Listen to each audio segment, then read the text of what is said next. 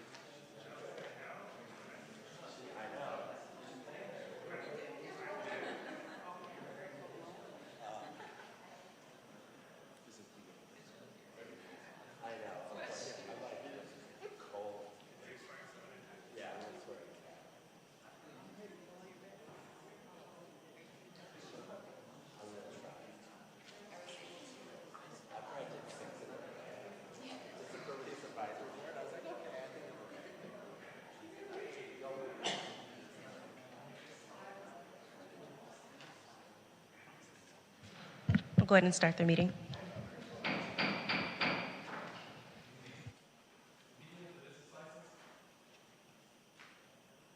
Good evening.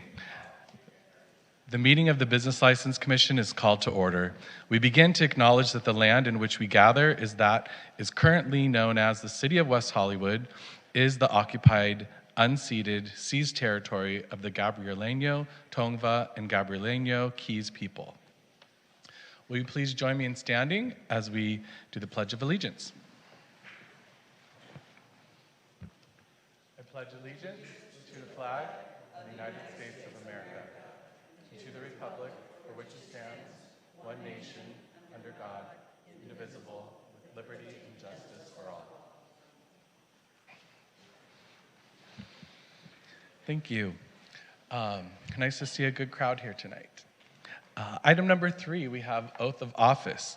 At this time, Councilmember Byers will swear in Jordan Cochran, Danny Heng, and Mark Yusupov. Yeah. I think so. Yeah, if you want to, you can stay here. Go there. Should we use this? Hello? Is this working? Okay, great. There you go. It is? Okay. Okay. So this is so exciting. You can raise your right hand and repeat after me. All right. I state your name. I, Jordan Cochran, Do solemnly swear do solemnly swear that while serving in the office that while serving in the as office a member of the Business License Commission as a member of the Business License Commission of the City of West Hollywood, of the City of West Hollywood, that I will support and defend that I will support and defend the Constitution of the United States the Constitution of the United States and the Constitution of the State of California, and the Constitution of the State of California, that I will bear true faith and allegiance that I will bear true faith and allegiance to the Constitution of the United States to the Constitution of the United States and the Constitution of the State of California, and the Constitution of the State of California, that I take this obligation freely that I take this obligation freely without any mental reservation without any mental reservation or purpose of evasion, or purpose of evasion, and that I will well and faithfully and that I will well and faithfully discharge the duties upon which I'm about to enter. discharge the duties upon which I am about to enter. Congratulations. Thank you. If you can Congratulations.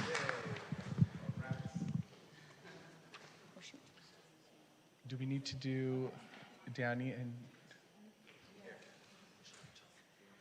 All right, Mark, you're next. I wanted to talk.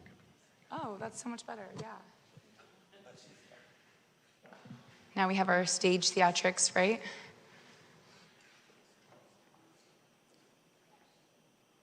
Mark is my appointee, so this is very exciting.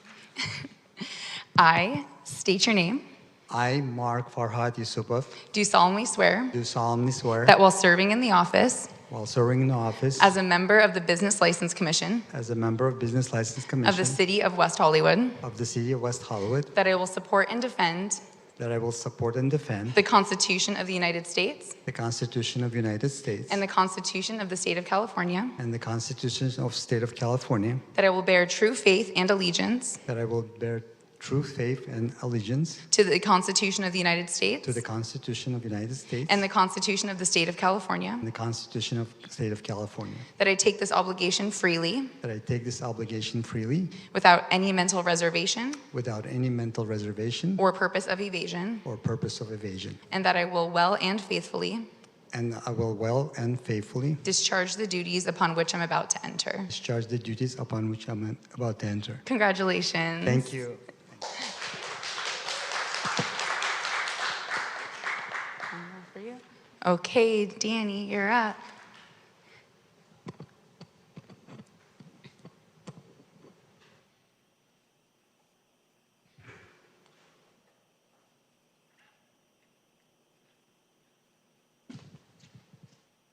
Should be on. Raise your right hand, repeat after me. I state your name. I, Danny Heng, Do solemnly swear do solemnly swear that while serving in the office that while serving the office as a member of the Business License Commission of the City of West Hollywood, as a member of the Business License Commission of the City of West Hollywood, that I will support and defend that I will support and defend the Constitution of the United States the Constitution of the United States and the Constitution of the State of California, and the Constitution of the State of California, that I will bear true faith and allegiance and I will bear true faith and allegiance to the Constitution of the United States to the Constitution of the United States and the Constitution of the State of California, and the Constitution of the State of California, that I take this obligation freely that I take this obligation freely without any mental reservation without any mental reservation or purpose of evasion, or purpose of evasion, and that I will well and faithfully and that I will well and faithfully discharge the duties upon which I'm about to enter. discharge the duties upon which I'm about to enter. Congratulations. Congratulations. And at this time, Mayor Pro Tem John Erickson will swear in Catherine Ng. Congrats, Danny.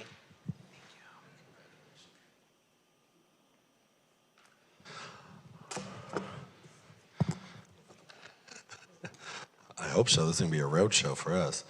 All right. Do you need to see the paper? You want to see this? Okay.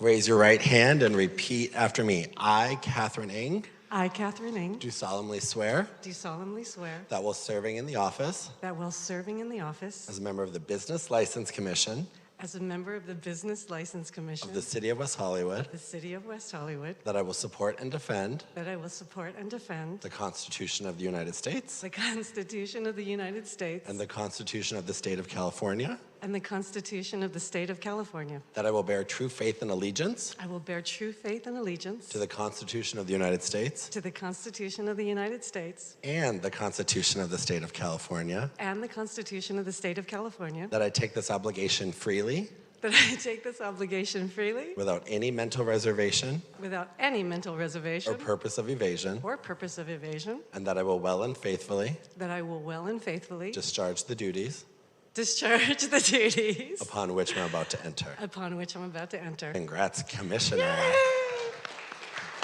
Happy Pride, everybody. Happy Pride. Do you have a pen? Oh, you DocuSign. Okay, there we go. Congratulations, everyone. Have a great meeting. Congratulations to all the new and former commissioners. Thank you. All right, moving right along to item number 4, roll call. May I please get a roll call, Secretary?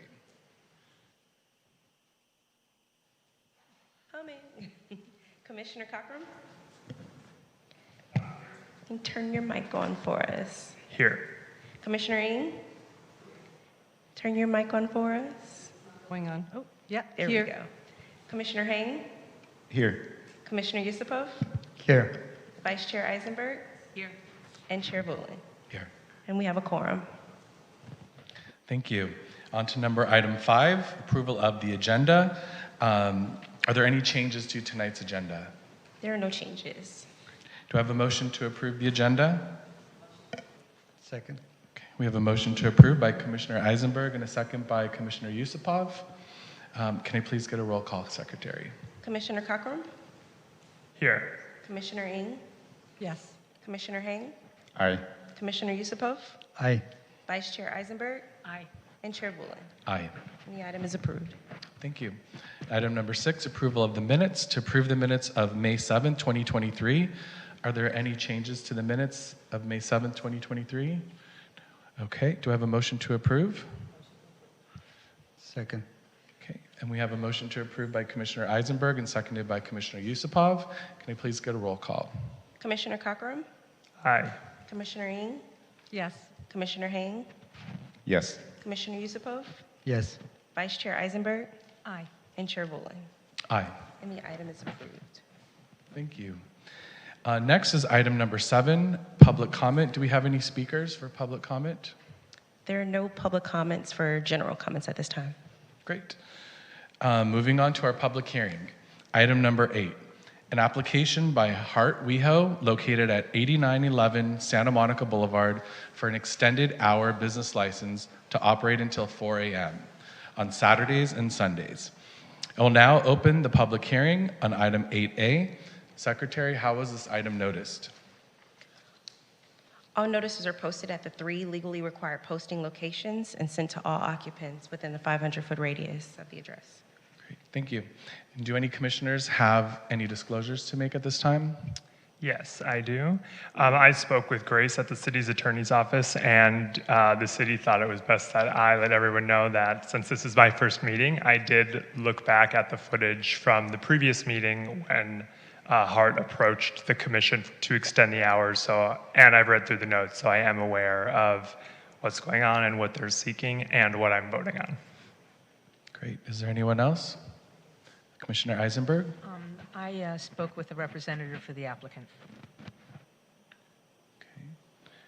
Is there anyone else? Okay. Is there a staff report? Yes, there's a staff report, but right now in Zoom, we have someone that is raising their hand, so I don't know if they wanted to speak during public comment. So caller 9751, if you're calling regarding general public comments, please unmute yourself by pressing *6. And if not, we'll continue with the public hearing. So I guess I don't want to speak during public comment, so I'll proceed with the staff report. My name is Jessica Benitez, Code Enforcement Supervisor for the City of West Hollywood. With me is Vito Adamides, our Neighborhood and Business Safety Manager. Also, our Community Safety Director, Danny Rivas, Deputy City Attorney, Grace Yo, and Sergeant Dudon from the West Hollywood Sheriff's Station. So before we start, I want to emphasize that Hard WeHo is a licensed nightclub that operates until 2 o'clock in the morning. If the application is approved, the business will be prohibited from serving alcohol past 2 a.m. and must abide by the rules and regulations established by the Alcoholic Beverage Control Bureau, known as ABC. So let's talk about, and if I can ask the media person to show my presentation, and we will start. Thank you. Thank you. So as you know, this is a continuance item from March 7th.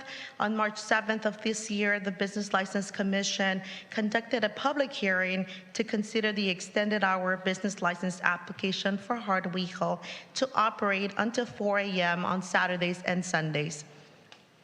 The commission made a motion to approve the item, which resulted in a tied vote.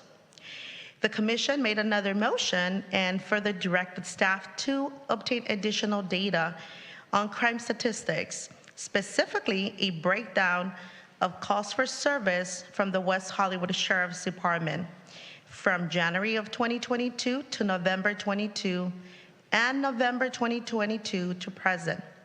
The commission also requested calls for service between 2 a.m. and 4 a.m. be separated from the total number of calls for service at this particular business, and to include a comparison of calls for service to Mikis, which currently operates with an extended hour business license until 4 a.m. Mikis is located just 1 block east of the subject location. I'm gonna move my screen. So I went over that Hard WeHo has a public heating with alcohol, their current hours of operation until 2 a.m., and now they're requesting to be open after 2.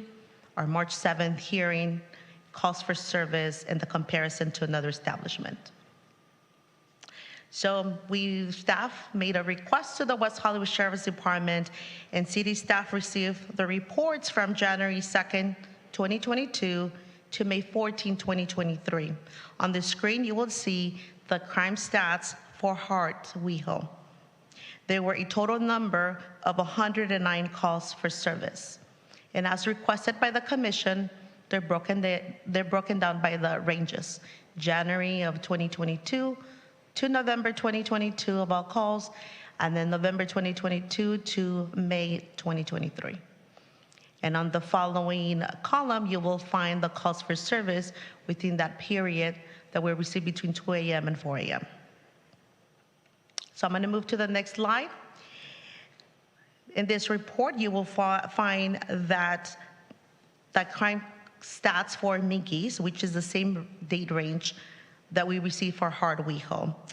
In this particular, the total calls for service between January of 2022 to May 2023 is of 268 calls for service.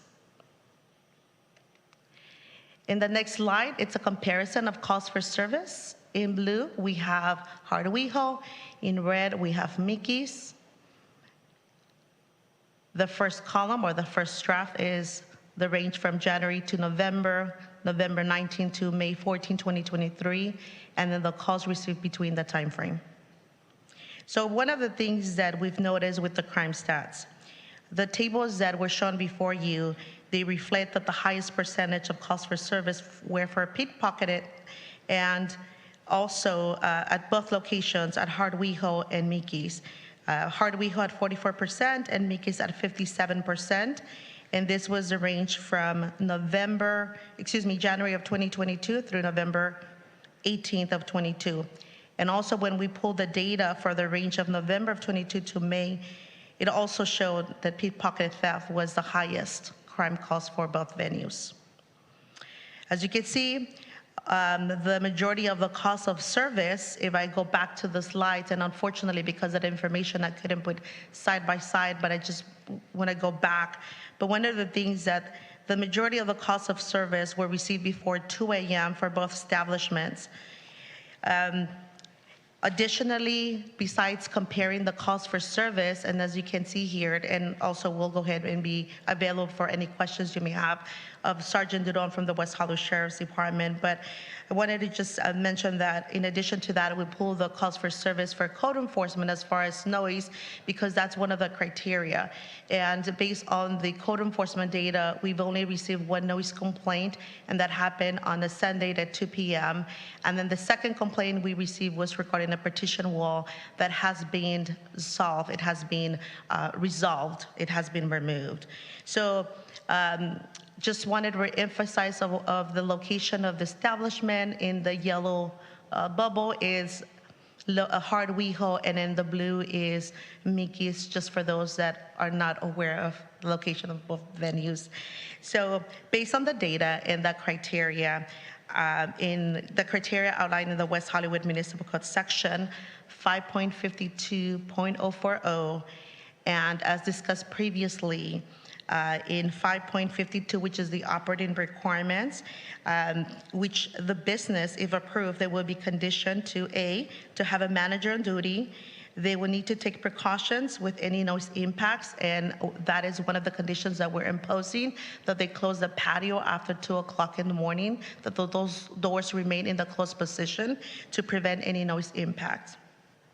In addition to that, they will have the security guards. One of the security guards will be conditioned to monitor the neighborhood to prevent any nuisance. In addition to that, to any parking issues on Santa Monica Boulevard. In addition to that, we are adding, or we've added as a condition that this particular business is reviewed on a biannual basis, so that we see that they are abiding to their conditions of approval. So with that, and I just wanted to go to the next slide and just point out the operating requirements for the establishments. Manager required, as I mentioned before, light and glare. As previously discussed, there's nothing that they're adding that is going to intensify a nuisance of light pollution, noise, traffic impacts, parking, and crime prevention, which they will have security guards.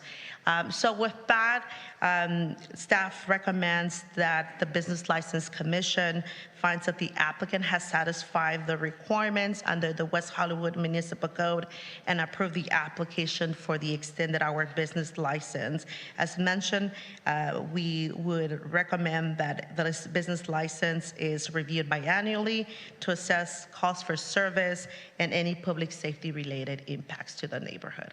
And now we're available for any questions you may have. Thank you. Are there any questions from commissioners? Commissioner Ng first. Thank you, Chair. There are two questions I have. I noticed for the stats, I'm curious if the number of patrons and days open are comparable, because I believe that Mickey's is actually open more days of the week than Hart is. And then my second question would be whether or not the crowds are comparable. If, you know, if they say have 100 patrons versus Mickey's having 500, is that, do we know either of those? I would defer to Sergeant Tudon to see if the calls for service have an impact based on the number of days? Hi. So no, we don't track that type of information with the sheriff's department. We just track basically calls for service and the number and the types. Demographics as to how many people are showing up and the times they're showing up and the days of the business being open, we don't have access to that and we don't track that type of data. Okay, thank you. I'll ask the owner. Okay. Any other commissioners have questions for the staff? Commissioner Yusupov? On those stats, we saw that there were some calls for a HART after 2 a.m. to 4 a.m. period, but before November. And I believe the HART wasn't open until November. They weren't getting temporary permits for extended hours. Is that correct? And if that's correct, what kind of calls were they after hours? Yeah, so you're correct. HARD wasn't open and operating between 2 a.m. and 4 a.m. And I'll let Sergeant Didon to talk about the crime reporting regarding the location and the address, regarding the reporting after the fact. So I think the data that you're asking about is going to be from November of 2022 to May of 2023 after 2 a.m.? Okay. So they had 9 calls for service during that time. 4 of them were pickpockets, and then 5 of them were of an assault type of nature. So, correct. Between 2 a.m. and 4 a.m. When the business was closed? No. So this data is from November 2022 all the way until May 2023. So that would have been when the business would have been operating. So there are no calls before that time? So before that time, we did track that data, and it was from January of 2022 to November of 2022. That data's there, but I believe that was before the business had been open. And so there was 12 calls for service for that time period. Sorry. After 2 a.m.? Yes. So I'm trying to clarify, if the business was closed, where the calls were coming from? I believe the former business was still open at that time. I'm not 100% sure on the business. Yeah, so the business started operation on January of 2022. So HARD has been operating since January of 2022. And so some of these calls were related that the call was either used by the deputies responding to a call for a pickpocketed, not necessarily that it happened inside the establishment, is that that's the address that they use to report a crime. I see. Thank you. Commissioner Heng? Thank you, Chair. Sergeant Ron, just a quick question. If somebody is pickpocketed in front of the business, but it's not necessarily in the business, will the deputy that's responding to the scene use that address where the incident took place for the report? So that would go into our formal reports. What this data is calls for service. So when we received a call from a location, for example, so these calls were generated from that address. If it was later determined that the crime occurred somewhere else, then it would be reflected in a report. It would be a little bit harder to sift through that information and kind of get all that compiled, but essentially, most of the time, the calls for service are at the location, typically. It would be rare for somebody to call and say, I'm in front of Hart, but I was pickpocketed at Mickey's, for example. Very rare. But if they were walking on the street in front of Hart and they got pickpocketed, then doesn't mean that it occurred inside the business. That address would still be used as a public address, I guess? It would probably be used as the address of the location because it was in front of it, and we use basically whatever address the location was at. So if it happened in front of it, we're going to be using that address as our crime data. And when our crime analysis would break it down, it would indicate whether it was on the street or in the business. Thank you, sir. Are there any other questions? Commissioner Eisenberg? About how many sheriffs are patrolling on Friday and Saturday night? I'm sorry, can I ask you to speak into the mic for us, please? Thank you. Hear me now? Is that better? Tiny bit. Okay. Can I ask about how many sheriffs do you have patrolling Santa Monica during the Friday and Saturday nights at the late hours where they're looking to extend? So our weekend staffing, it would differ from time to time based on, variances of people having time off, things like that. We have a dedicated EPT team, which is the Entertainment Policing Team, a dedicated team that works the weekends. They work Thursday through Saturday nights. That's a team of 5 deputies and hopefully soon to be a sergeant that we got reinstated. For the regular patrol deputies, which patrol the entire city, it can vary. I mean, the numbers can be up to 10 at certain times. It just depends on times and parts of the year. I don't want to give you a solid number because there is no solid number. And you're usually pretty busy with calls during those hours? Yeah, for sure. The weekends and nighttime are some of our busiest times for calls for service. There's just a lot going on within the city in general. Not only just the Rainbow District, but the entire city.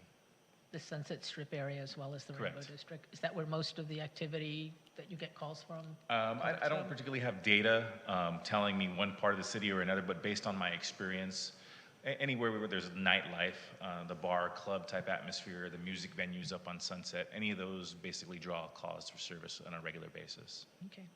I also have a question for staff, and forgive me if this was asked at the last meeting that I wasn't. You can't hear it? How about now? If you could get a little closer, Vice Chair. Yeah. All right. Okay. Here we go. Forgive me if this question was asked at the last meeting, but the extended permit, they've been operating from the hours of 2 to 4 for a while now, right? Is that under the special permits where they have 12 a year? So it's been once a month that they've been doing that? Or has it been every night? Every weekend, rather? That is correct. They've been working under special event permit. And it's been basically once a month that they've had these extended hours? So they are required to have one per weekend, and then there was an incident because of a technical issue. We issued a permit for 4 consecutive weekends, so they've already exhausted their extended hours permits under the special event permits. When were those 4 consecutive weekends? I don't have the data in front of me, but I want to say it in May. Was it May or April? I don't recall. I think it was more in the beginning of this calendar year, Yeah. maybe January, February. Yeah, and that was really due to the public noticing aspect, where internally, right before the item comes before the commission, it should be noticed, et cetera. And so I think the difficulty was during the continuance as well, where we took a look at that and obviously decided with the city clerk's office about the posting requirements that we would allow that, which is allowed in the municipal code. So the consecutive months were in January? We would have to Or look. early I want to say, early in the year. Yeah, Jessica may be right about the May, but also in the beginning of this year, that was allowed because staff was compiling and kind of looking at other data associated with this. So, but in the interim months like February or March or whatever, it wasn't every night of every weekend. It was just like one weekend a month? It was. It can be. Again, a special event permit, just for the sake of the commission and for members of the public, typically if somebody's requesting, let's say, a Thursday, Friday, Saturday, or Sunday, or Friday, Saturday, Sunday, or Saturday, Sunday, they can make that request under a special event permit. And typically that's the type of request that we receive. And that we process. However, the director does have the capability of extending that a little further, whether that's consecutive days or consecutive weekends. So there is latitude in terms of that. It's not typically something that we do unless there's unforeseen circumstances for a business or for an applicant. Okay, the reason I was asking was because Mickey's hours are permanent, right? They can do it every weekend. Correct. So the number of complaints they've gotten are for consistent weekends for the past 6 months, basically, whereas it's only been for 12 weekends. I would say, because based off of the data, and that's the reason why the commission asked specifically, and I'm sorry, I'm over here looking at the report. That's the reason why the commission at the last hearing requested that the calls for service be broken down between January and November of last year, and then November, right, up until current. So they've been, HART has been seeking special event permit requests to operate between 2 a.m. and 4 a.m. since November of last year. And so that's the reason why you had that separation in the data. I- But they did not, like I'll just give this past weekend for Pride, we don't actually allow any special event permit request approvals between 2 a.m. and 4 a.m. during Pride just because of public safety impacts. So they were not operating from 2 to 4 a.m. last weekend and even the weekend prior to that. So, you know, we would have to look at all the data. But essentially, Vice Chair, I think what you're asking for is between November of last year up until, you know, May of the data that you had before you, I could say with confidence that they were operating pretty much almost every weekend under a special event permit. Because I was thinking if Correct. it was only 12 and Mickey, you know, over the 6 months versus Mickey's 24 over the same 6 months, the numbers would be skewed. Yeah, But so yours- I again would look at it like from November, and Jessica can correct me if I'm wrong, I think it was the weekend of November 18th, if I remember, of last year, of when that first special event permit request, leading up until what you're seeing here of May. I don't think that covered the entire month. I think Sergeant Duran's calls for service report probably concluded somewhere around mid-May. I think it was May 15th or May 18th or May 14th. So within that time frame, every weekend between then, and I think there may have been a holiday or so that they didn't operate, you know, maybe in December, maybe November, but for the most part, they were operating every weekend. Okay, thank you. Sure. Commissioner Ng? Yes, so I would like to ask a question of staff. That means that Hart has been applying weekly for a special event permit, or was that just like a blanket of a month at a time? No. So for the most part, it's been on a weekly basis. There may have been maybe 2 months that one permit was issued for those weekends within that month. But for the most part, between November and May, it was them requesting on a weekly basis. Okay, so that would require them to weekly go and fill out applications, et cetera, yes? Correct. Okay, and then on the staff report, it said the business shall be required to pay a fee. So that if they are allowed the after hours, it's a one-time fee versus every single application, correct? Correct, yeah. On a special event permit, somebody would have to pay that fee, right, every week, versus now, based off of whatever the applicant proposed, if approved, they would no longer have to pay that fee, because that fee that they're paying for a special event permit is completely separate than an extended hours business license fee. So there's an initial cost of $1,700 for an extended hours applicant to pursue what this item is before all of you this evening. I think there are some additional mailing costs, and I'm looking over to Jessica, that was standard for, you know, public hearing posting.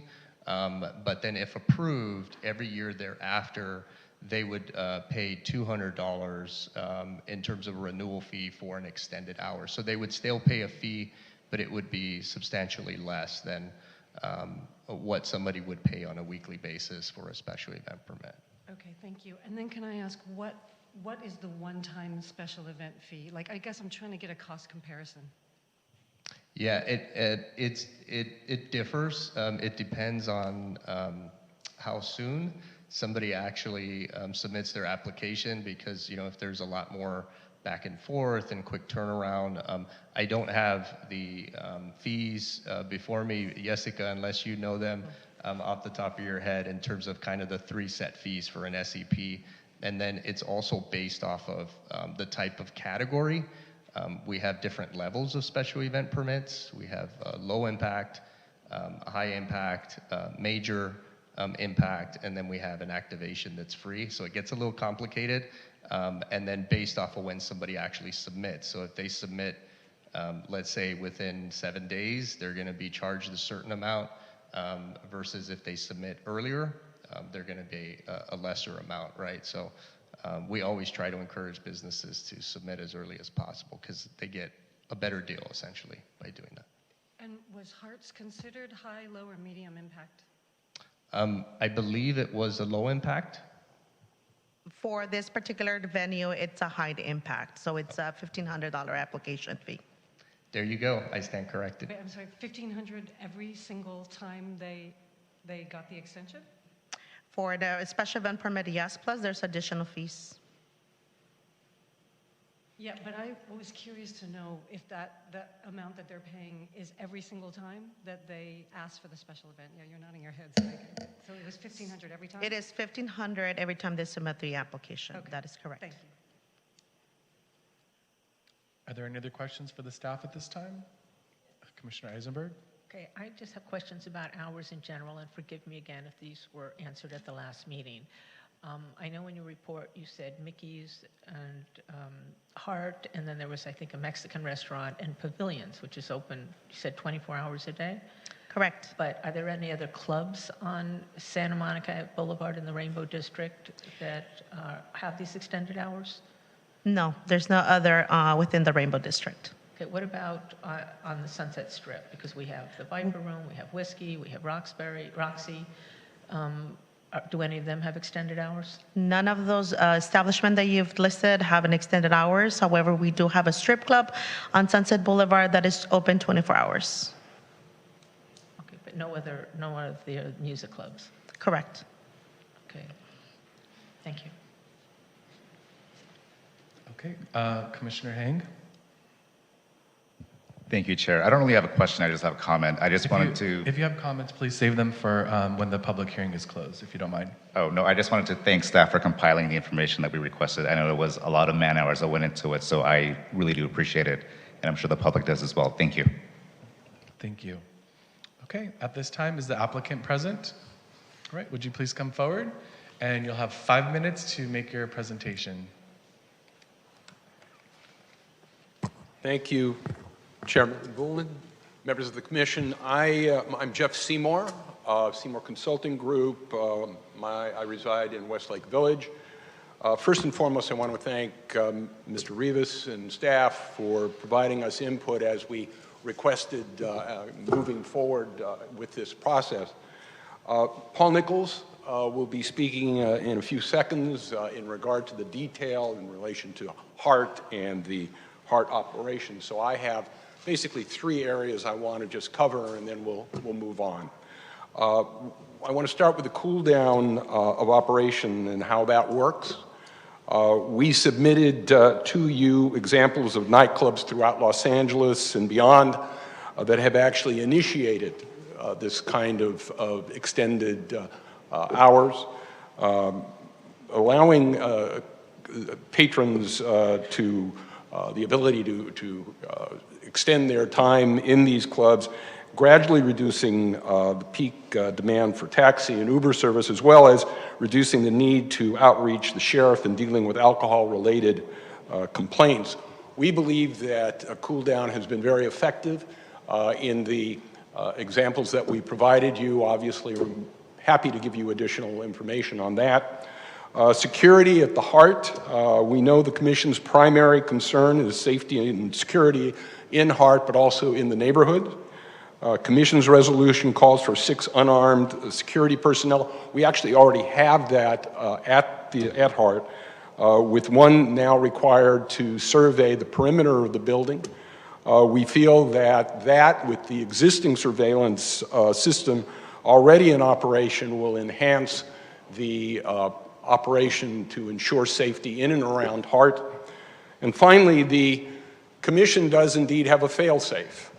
We don't believe you're going to need it, but we do give you the opportunity, or the resolution gives your opportunity to review within a 6-month period how we're doing, with the hope that we will continue to be able to operate in the way we are doing, but you will have the opportunity to either add additional conditions or reverse the request that we're making tonight. So with that, I want to have Paul Nichols, who is the manager of HART, open and come to the podium with the idea of assisting in asking or giving you questions, answering questions in regard to HART and its operation. Yeah. Thank you. Thank you, everybody, for having me back. My name is Paul Nichols. I just want to start by saying there's no arrogance in this request. It's truly coming from the heart. and it's me wanting to do right by my queer community and my city. I've lived in WeHo, West Hollywood, for over 20 years. I always say I moved to LA, but I belong in WeHo. And I've always lived within blocks of nightlife, first on Palm, then on Cynthia and Larrabee, and now on Huntley Drive in Santa Monica. This is a city where I found myself. We've paid for special event permits and significant other fees for months now to prove this concept, and also not received one single noise complaint. I've been there personally every single time until the doors closed, and to the last person left every night. I've taken suggestions from code enforcement, commissioners, council members, law enforcement, security ambassadors, security staff, and most importantly, our community members. We think this is the right thing to do, and we want to make sure we do it right. Commissioner Hang, Commissioner Eng, I remember last time I was here, we discussed the issue of easy access to water. Commissioner Eng, I reviewed your statements on social media, and I think you said, frankly, not having access to water is inhumane. And it made me think of how my friends always complain when we're flying somewhere that we always miss the flight because I always have to grab a bottle of water. And I'd be like, honey, it's really inhumane to have to ring the call button and ask for water. I'm never doing that. So I don't know if you stole my line or I stole yours, but that was something that I noticed. We immediately put water coolers in the establishment. We offer free water, easy access, and it's good water. It's hot water. It's filtered. It has ice.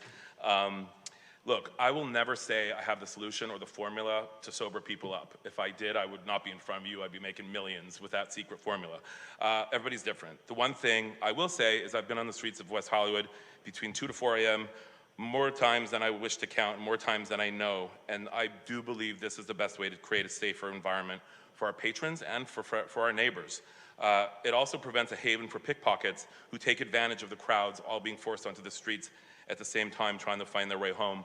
This is also another issue we've worked on very hard to combat with the Public Safety Commission, and the Sheriff's Department had a great track record in catching pickpockets.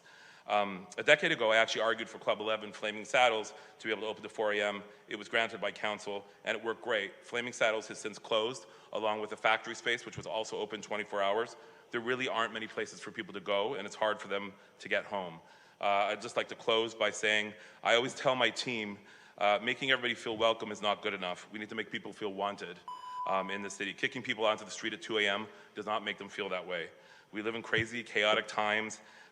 We decided to build a giant queer club in the middle of a pandemic, so I think we're probably a little bit crazy too. All I'm asking is for your help in making one thing a little less crazy and a little less chaotic. Thank you so much for hearing us out. Thank you. Okay, at this time, do our commissioners have any questions for the applicant? Commissioner Eisenberg, then Commissioner Hang. Okay. What time do you stop serving food? We will always have access to food. That's actually part of our liquor license. So between 2 and 4, you're still serving food? Mm-hmm. And what time do you officially close for your employees? What time do they leave? The employees, usually we kind of close, do the lights up at 3:45, and usually during the last hour it slows down a little bit so the employees do a lot of their closeouts and stuff. So they're gone pretty fast. They're gone by 4:15, 4:30. Where do your employees park? They park directly behind us in our lot, most of them, and some of them use the library. They park here. So, and is there a guard there at night in case they have concerns about walking to their cars or whatever? Sorry? Is there a guard there or somebody who can walk them to their cars Yes. if they have any concerns? Yes, 100%. Okay, Yeah, we do not cut, security's the last to go. So we make sure everybody's home safe, including our employees. Excuse me, commissioners. Before we proceed, could we take a quick recess? I have a couple of items I wanted to clarify with the commissioners. Yeah, absolutely. My apologies. Give us just a moment and we'll be right back. Okay.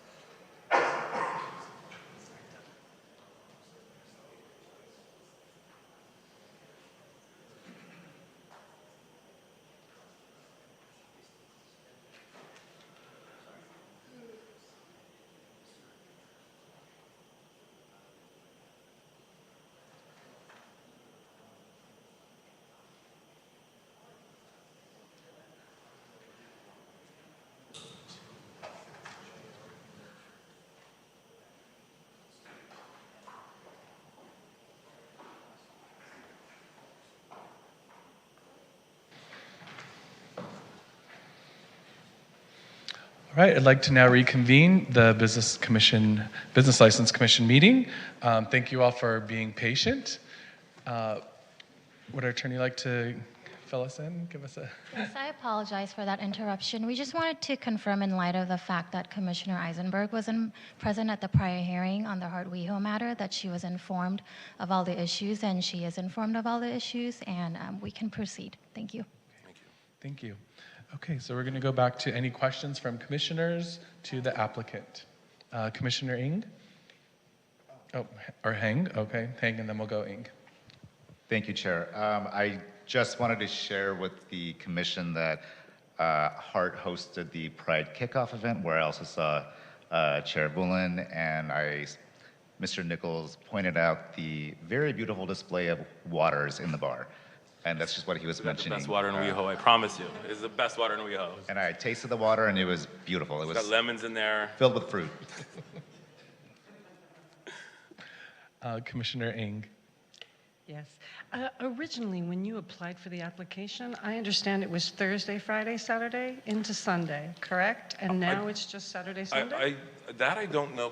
You'll be able to answer that better, but I believe it was we've only really ever been interested in Friday, which is confusing, but Friday late night being Saturday and Saturday night, late night being Sunday, because it's 2 a.m.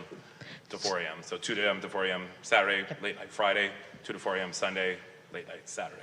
I get confused sometimes what day it is too. So it's like, Okay, and then traditionally, when you were getting the special event permits, did it cover the weekend or just a night? it was the special event permits were to cover being able to open between 2 to 4 a.m. late Friday night / Saturday morning, or 2 to 4 a.m. Late Saturday night, Sunday morning. So we would file one for the weekend. And for us, it was honestly, we tried to do it as consecutively as we could, because for us, we actually lost a lot of money doing it, but for us, it was a proof of concept thing that we wanted to argue that it would actually have a positive impact, not a negative impact. Okay. Are there any other questions? Commissioner Eisenberg, sure. You mentioned that you hadn't had any noise complaints, but you've probably seen all the letters that have come in from the neighbors talking about the noise issues. Have any of them contacted you, or the, I guess they haven't contacted the city, but have any of them brought it to your attention? Yeah, we've never had a single noise complaint. And one of the things we did was, we're relatively new, and we invested in a sound system. I'm still paying it off, but it's called Void. And what a Void sound system does is it separates, the best way to describe it is the difference between like somebody screaming in your face. Like if I just started screaming at the top of my lungs now, it would be really loud and unpleasant. But if everybody in this room hummed at the same time, it would probably be a louder sound, but it wouldn't be unpleasant, and you could still talk over it. And what Void does is it takes a loud sound and separates it into hundreds of molecules, and it fills the void. So it actually doesn't travel, and even within the club, the sound can be at full blast, and somebody could stand here, and somebody could stand there, you could have a full conversation over the sound. So it's a relatively new technology that they actually invented to create a better environment for the people in the clubs, so you're not having to do the old plug the ear and scream in somebody's ear, and it also mitigates sound pollution. Another question. Did you say that you're closing the patio at 2 as well? So the back area where the noise would extend into the neighborhood? Yeah, we start clearing people from the patio at 1:30 in the morning, and we actually close the garage doors at 1:45 in the morning. Okay, thank you. Thank you. Okay. Commissioner Ng? I want to ask the same question that I'd asked Director Rivas. The number of days that you're open compared to Mickey's, is that comparable, or can you speak to that? Yeah, there was a handful that we were closed, but pretty much, Mickey's also doesn't always use theirs. So the weekends that people take off are the weekends that are just after Pride, so it's going to be slow, or, when we had that crazy weather, we didn't stay open past 2 a.m. So pretty much we were on par with Mickey's during that period, and we were both open at the same time. Okay, what about the number of patrons? We actually have a higher capacity than Mickey's. We're 10,000 square feet, so we have a higher capacity than them. Any other commissioners? Commissioner Heng? Thank you, Chair. Mr. Nichols, I asked you this last time, but maybe you can just remind the community of your response. The state of California prohibits sale of alcohol past 2 a.m. What is your process for, safely making that happen for your establishment? Yeah, we actually, again, one thing I've noticed with enforcement is the more fun you make things, the easier they are, especially in this city. You know, when we were dealing with pickpockets, I had drag queens telling people rather than security, because everybody wants to talk to a drag queen. Security goes up to you, you're like, what did I do? Same thing with the countdown. We do the countdown, the last call, we have a fun video, you know, last call for alcohol, the drag queens go up. We start doing that early, at 1:15, 1:30, and then we don't serve anything really past 1:45 or so. Just to give us time, the 15 minutes to clear the alcohol from the floor and kind of make things, you know, smooth and easy transition. It's become like a thing, like the countdown to close. We make it fun so it's clear to everybody, you know, because we also don't want somebody at 2:05 demanding a cocktail. So we really try to educate people, especially out-of-town tourists who are very confused at the fact that we stop serving here at 2. So we try to do a lot of education, both visually and through our entertainers we have in the building, so that's a smooth process. Thank you. Any other questions? Commissioner Yusupov.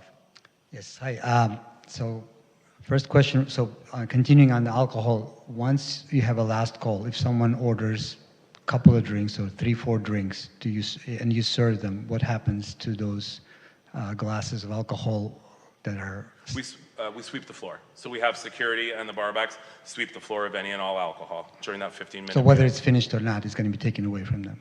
Sorry? Whether they finish their drink or not, it's going to be taken away from them, right? We do it with enough time so we can say, hey, finish it up. And again, that's something I try to have my hosts do.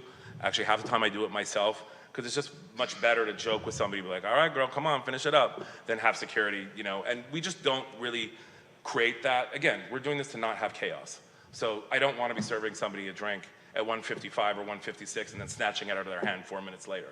The whole purpose of this is to create a smoother, better process for patrons and a more orderly kind of environment during those hours. So we try to do it in a fun, smooth way to really not run into those problems. And one of the nice things about doing a special event permits is, of course, we fine-tuned our process as well. From water to when we stop serving to how we serve it. So, and I'm there personally every single time, and I'm obsessed with analyzing what we can do better the next time, and we'll continue to operate that way. And during those times that you had temporary permit to operate after 2 a.m., were there cases of people getting a little too drunk because they were trying to finish up too many drinks too soon? No, in fact, we noticed the opposite. It was this weird thing that it created this, like, I call it party panic. Like, oh my God, the party's almost over, it actually led to people being a little more calm. And that's the one thing I've always noticed in WeHo. It's this weird phenomenon. We call it, in the club business, party panic, followed by the street show, or some people call it the sidewalk sale. And it's just this weird phenomenon where people down these shots and then they just stand on the sidewalk and in the streets and just go crazy. And the irony is, and like I said, I've lived always within a block of the nightclubs. That's what the residents are hearing. That's what's causing the disturbance. This will actually, if you look at the calls probably for noise complaints, I would say the more things going on that occupy them, the less issues you'll have. So can you elaborate on that? You're saying that extended hours allow people actually stay on the premises instead of getting drunk on the sidewalk? No, I mean, what you see is it's the party panic and people want to go home at their own pace. They can't get an Uber, they can't get a Lyft. So they literally will try and drink, do a shot before 2, and then kind of party around the streets. I mean, the streets of West Hollywood, if you walk around, are littered with buzz. They actually have a cocktail called the Buzz Ball, and it's a ball, and it's designed for people to easily shove it in different parts of their body. And you see them all over the streets of West Hollywood. It's people that, you know, aren't, you know, they know. People know now. You try to get an Uber from LAX, the only place harder to get an Uber home, than from LAX is West Hollywood at 2 o'clock in the morning. It's impossible. And there's no cabs anymore, and people take the party to the streets. And so it's a weird thing. They actually are much more calm because they know they can leave kind of leisurely than before. They're like, oh my God, let's do some shots. We're already stuck on the street for 30 minutes. We might as well make the best of it. There was the homeless guy or the street performer that would literally have a full after hours on the corner. And it would just be people dancing on the streets till 4 o'clock in the morning. I mean, I get the fun in it, but I think we can do a better job inside the club. And is someone watching for your customers? Like, if someone is too drunk to leave on their own, especially if they're driving, do you guys check if that person 100%. Is driving? And who does that? Security, myself, my staff. We train all the staff to do that, including the go-go dancers. If they see somebody I've done festivals and stuff before where we actually have people wear shirts that say, "Need help, ask me," to remove the angst of people feeling like they're gonna get in trouble if they go to security, if they're not feeling good, or there's a lot of factors. There's people that will take edibles and then drink and they don't know how it's gonna mix the first time because there's a lot of factors. So we really try to be proactive. The one thing I tell you is when you're closing within a 10-minute period, you can't analyze the state anybody is in. You are pushing them to the streets as fast as you can because at 2:01 a.m., you're breaking the rules. You give us an hour and a half, 2 hours to analyze people's state. I've paid for more Uber rides home and Lyft rides home in my career than I can possibly imagine. And that really gives us the ability to assess a patron. Somebody sitting in the corner, somebody that might be having a hard night. And again, we don't know the factors that lead to people getting in that state. It could have been somebody that had a really hard day at work, broke up with their boyfriend, forgot to eat dinner, went to the club. There's many factors. So we want to look out for our patrons. The best way for us to do that is to give us time to interact with them and deal with them in a civilized manner. And throwing people on the street is not, an easy way to do that. Thank you. And a question about the process. So I know there were briefly touched upon during the presentation, but can you describe, so 1:45 you start sweeping the premises for any alcohol last call, and then you also have to move a crowd from outdoor patio to inside. Mm-hmm.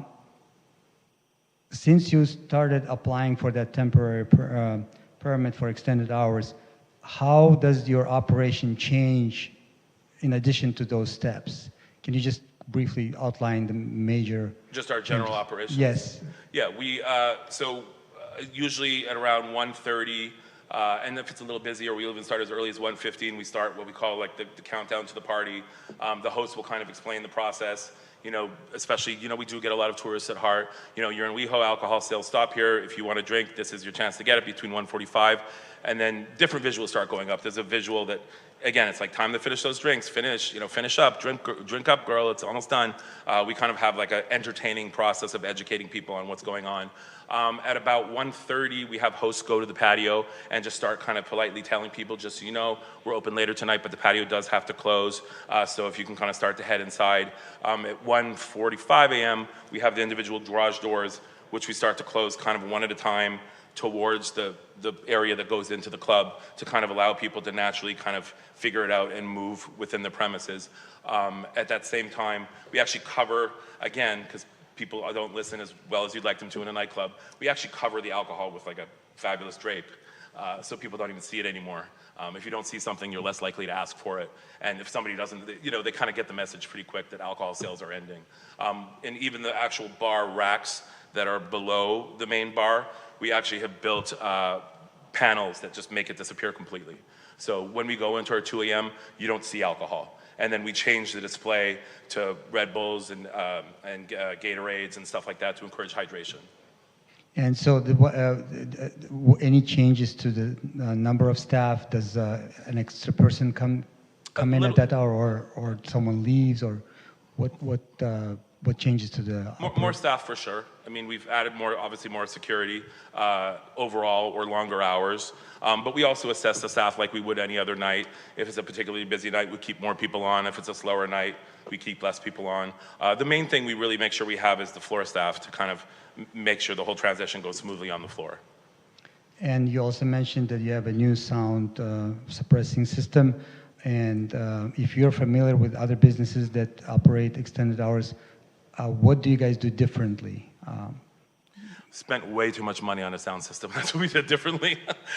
No, it's just that it's just the modern technology of these new generation speakers that sound does not travel like it used to. They call it dirty sound versus clean sound.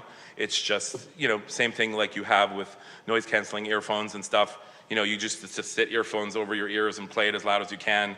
Now you have a little AirPod you stick in your ear and you don't hear anything around you and it's super clean. So it's the main thing with the sound is that really is kind of technology that does it for us. Of course we watch the decibels and all that stuff, but the one thing I can say, again, I don't want to be arrogant, but with quite a strong degree of confidence, is we have very little noise pollution from our venue. It's something going into it that we were very conscious of. We were opening during a pandemic, things were quiet. We didn't want to come out guns blaring, and it was something that we actually really considered before we opened the venue. And since you started operating for extended hours temporarily, were there any changes you implemented as you went? Maybe you learned something during those first trials. I mean, we're constantly learning things. And you know? what do you remember any? I mean, the water was a perfect example. We always had the policy of if anybody asked for water, to give them water. And the last, Commissioner Eng brought it up, and it is true. You know, I think the one thing that we realize we're dealing with is, later at night, people are just more relaxed. Whether it's just because they're tired, whether it's because they've had some drinks, they're more relaxed, so you need to approach them in a different way.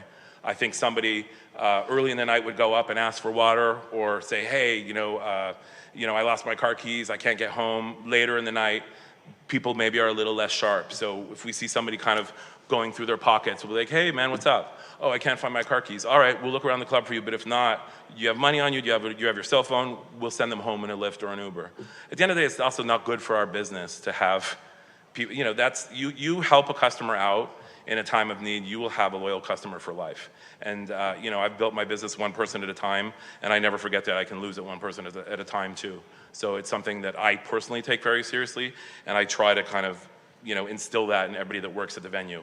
I don't care what they are, whether they're a go-go dancer, a security guard, a barback, a busser, a bartender walking to the bathroom. If they see somebody that looks like they need help, we're all there to help them. It's not security's job. It's not, it's all of our jobs. And we saw a staff report and stats for the emergency calls after hours. Do you have any comment, anything like the nature of those calls or any serious incidents? Yeah, the one thing I can say is there never was an emergency call that required law enforcement or medical personnel entering the venue. The one thing that we get a lot of at all times, not just after hours, is there definitely is, a homelessness issue in LA County, as we all know, and there is, a certain element of the homeless population that kind of likes to hustle and bustle of the crowd, and there's people who harass people. There's one guy we call the dirty old man that comes every weekend in a suit and grabs women's breasts, and he constantly gets arrested or gets kicked out of town, and he's back 2 weeks later. You literally can see him in videos of the Pride Parade. Look, there's just strange characters like that we used to never see before. And obviously, if there's somebody on the corner grabbing drunk women's breasts, we're going to call it in, or somebody else is going to call it in. But were there any cases of assault on the premises between the customers? Nothing. We haven't had any fights. We haven't had. In fact, the opposite. We've had less issues. You start kicking people out that don't know what's going on, they get aggressive. You kind of let people leave in a cool, chill manner. And even our DJs, the way they kind of wind down the music, it's just like, it's a chill out moment. You try to, it's the difference between flying certain, if you fly Southwest or you fly another airline, you're gonna have a different experience. If you try to have everybody jump off the plane at once or board the plane at once, it's gonna be a little more chaotic. Then if you have an organized boarding process or deboarding process, it's gonna move in a better way. And one more question, the parking. So you guys have parking for the customers? Yeah, the whole lot behind Hart. And it's a valet parking or is it self-parking? They offer valet and they offer self after certain times.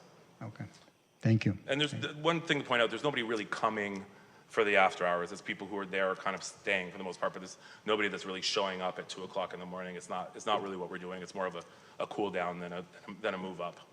Okay. And the kitchen is open until? Yep. Okay, yep. Got it. Thank you. Commissioner Eng? Yes, actually, I think some of what Commissioner Yusupov addressed is part of ServSafe training, correct? Mm-hmm. Can you speak a little bit about that? And I guess, is that something that you provide for your employees or that you require them to take before they are employed with you? The staff training in terms of how they interact with people? Well, no, ServSafe in particular, because essentially, if you can address this, my understanding is that ServSafe is how your team would be trained to address alcohol overconsumption or intoxication or poisoning. We've worked with the city, and the city has actually set up a lot of ServSafe trainings. So yes, it's something that I believe staff is now, it's actually mandated by the city to have it. Actually, Commissioner Eng, that's actually mandated by the state of California now. Yeah. And so it's actually referred to as responsible beverage service training. So RBS training, Serve Safe was just a nonprofit that provided that training. However, now every alcohol server throughout the state of California must complete this training, and it's good for every 3 years. So once they complete it, now they have to do that through ABC. So that is a state requirement. It's also a local requirement. What the city actually requires in addition to RBS training at the state level is we also require bystander intervention training, which is something that we are the only city that actually regulates and or provides to our businesses for free. But every alcohol establishment throughout the state of California, if they're defined as an alcohol server, which would be your bartenders, your waiters, even security staff, managers of those establishments would have to go through this training. Who verifies that? Now it is the Department of Alcohol and Beverage Service, so ABC, and they will have somebody register. There's a registry portal now. You can find all this information out online too on the state ABC website. Then, if I can also mention, you know that the city also offers active shooter training. If we're offering bystander training, I really hope that that's something Yeah, the city we can, has. I don't know who I'm saying this to, which one of you, but let's hope we can actually have the city implement that also. I'm sorry, ma'am, in terms of what? I said I'd love to have active shooter training. If we're providing bystander training, which is something no other city does, I'm going to advocate that we also do active shooter training. And I'm sorry, tell me your name again. I already forgot. Sorry, Paul? Paul. Oh, yeah. Yeah, hopefully that's something that you'll consider because the Yeah. city does offer that for free. And we also do WAN people, which was a conversation we had with Danny. We WAN people during the after hours. We actually started earlier than the after hours. So, but again, with us, it's back to our same philosophy. You know, there's a lot of formal training, but I think, which of course we do everything we're required to do, but every venue is different. Every city is unique. Every club is unique. Every night is unique. You know, we have the biggest Latin night on Fridays. We have the biggest in the country. We have the biggest Sunday night for queer people of color. And we don't treat, you know, we treat everybody with the same respect, but we approach each community in a way that's unique to them. So it's not a textbook answer. We really try to work with our promoters, work with the people that are in the venue to make sure we tailor our approach to really delivering the message and doing things in the most productive, effective, and safest way. Are there any other questions? Commissioner Eisenberg? My question is for staff. So the number of after-hours licenses or permits that we have around the city sounds like it's roughly 5 or 6. Is that correct? The ones on Santa Monica Boulevard and then the 24-hour strip club on Sunset? Within the proximity of this particular business, there are 5 within, I would say, 2-block radius, but the radius, but in total in the city, we have 23 extended hour business licenses that currently operate in the city of West Hollywood. 11 of them are restaurants.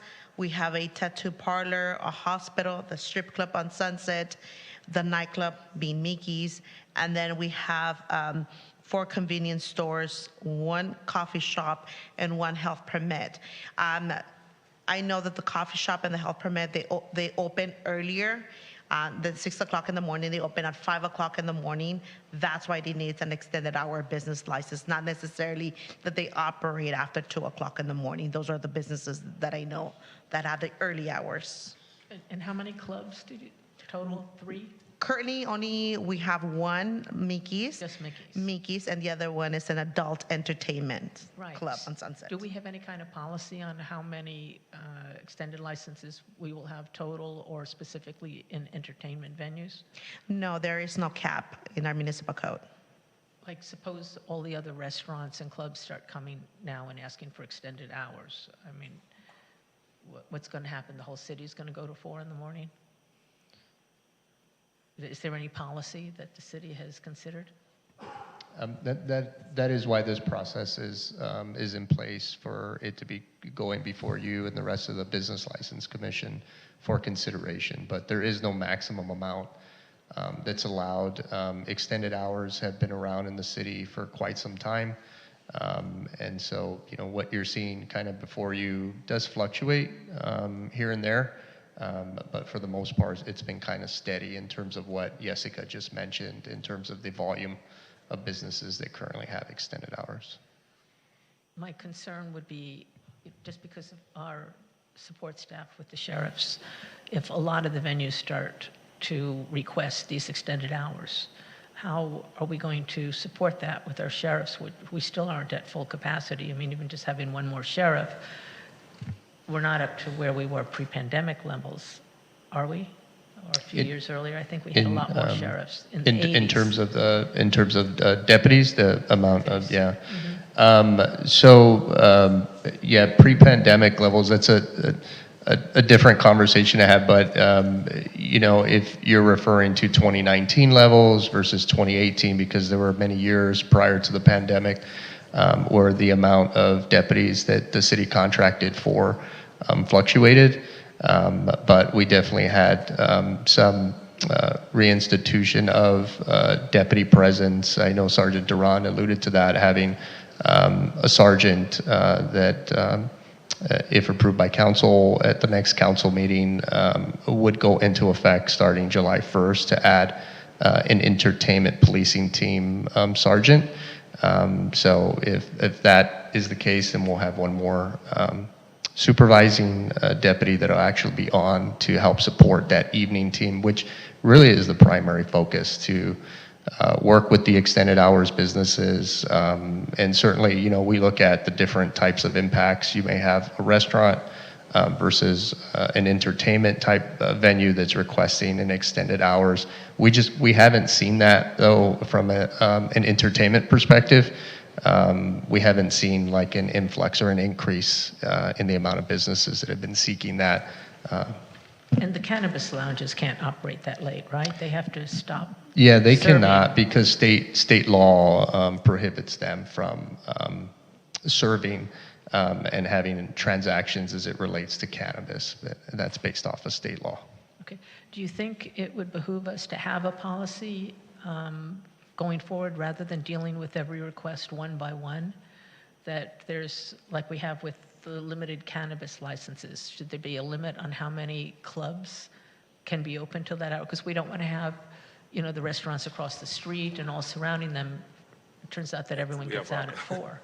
We look, for example, sorry, I don't know if I can interject if it's okay with the Commissioner. We have Rocco's across the street, which is also ours. We don't want to apply for Rocco's. It's the one thing we've noticed is I couldn't get anybody to have brunch at Heart to save my life, but Rocco's is packed for brunch.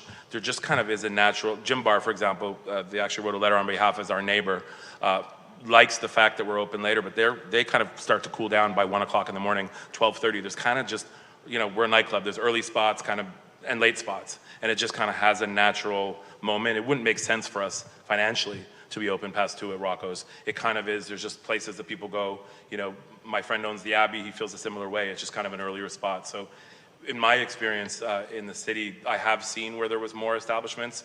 Factory used to have it, along with Flaming Saddles, along with Mickey's, and Flaming Saddles didn't use it very often because there's not everybody, thank God, so I can get some sleep sometimes. Not everybody wants to be out till 4 o'clock in the morning. So it kind of seems to balance out from my experience. And if I could just jump in, I mean, I know kind of setting policy is outside of the scope of the Business License Commission, and specifically this hearing. It's not something that is driven by staff. That is something that the City Council makes a decision on and discusses. So I do not have a response as it relates to that. Okay. Commissioner Heng? I yield back. Thank you. Okay. And Commissioner Yusupov. So one more question about the security. How many security guards do you have on premises during those extended hours? How many, sorry, security? Security We personnel. have a minimum of 6, but usually sometimes up to 8. 8 security. So some of them, they work in dual capacity. They not just security guard, but they do other work during No, that? they're security. Yeah, we also have additional staff, but we have at least 6 or more security that are solely on security from our security company. 6 people that are solely doing security. Correct. During those extended hours. Correct. So they are the ones who leave last. Yeah, they're handling any security-related issue.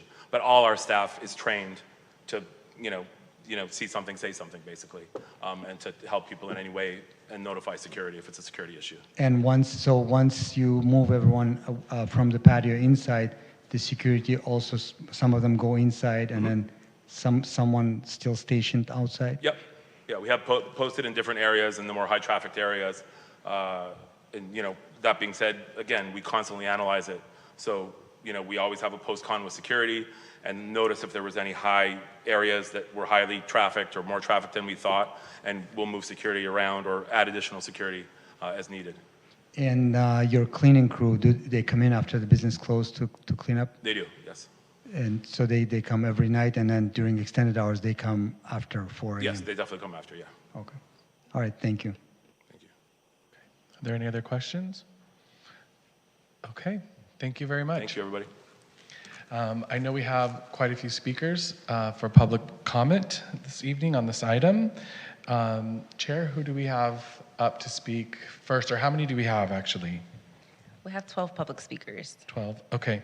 We're gonna limit the public speaking time to 1 minute and 30 seconds for each speaker this evening. So let us begin. First up, we have Bo Byron.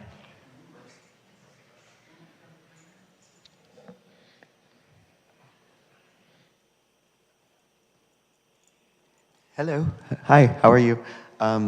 So anyway, I am a resident of West Hollywood for 13 years. I've lived on Larrabee for 11 years, and I also work in West Hollywood nightlife, so I think I'm able to speak on this subject with a broad perspective from all sides. And currently Mickey's is the only place in the neighborhood where people can go after 2 a.m. to cool off before they head home. Right now, everyone's kind of dumped into the streets at the same time. So Uber prices surge double, triple. So a lot of people, they wait. So they're waiting it out, waiting for the prices to go down. And they don't just wait on the boulevard, but they go up Larrabee, even sometimes past Cynthia, where I live on Larrabee and Cynthia. So sometimes I'm walking home at 2 a.m. I have people sitting in front of my building waiting for an Uber. I think it would be much more responsible to have a safe, well-managed place where alcohol is not available, like Hart. Yes, they have Mickey's, but the line is so long that people are turned off by it. So they're like, let me just walk up the street and sit on the curb. Also, urination is an issue because the only bathrooms available are at Mickey's, where you have to wait in line, or there's like a pizza place where the line is really long. So a lot of times people go up into the alleys. It would be nice if there was another venue like Hart where people would have access to bathrooms. And yeah, so I think to extend the hours would improve public safety, public health, and it would be a responsible move on behalf of all of us to offer that. Thank you so much. Thank you. Wow, just right on time. Thank you. Thank you. Next, we have David Forsyth. I apologize if I pronounced your last name wrong.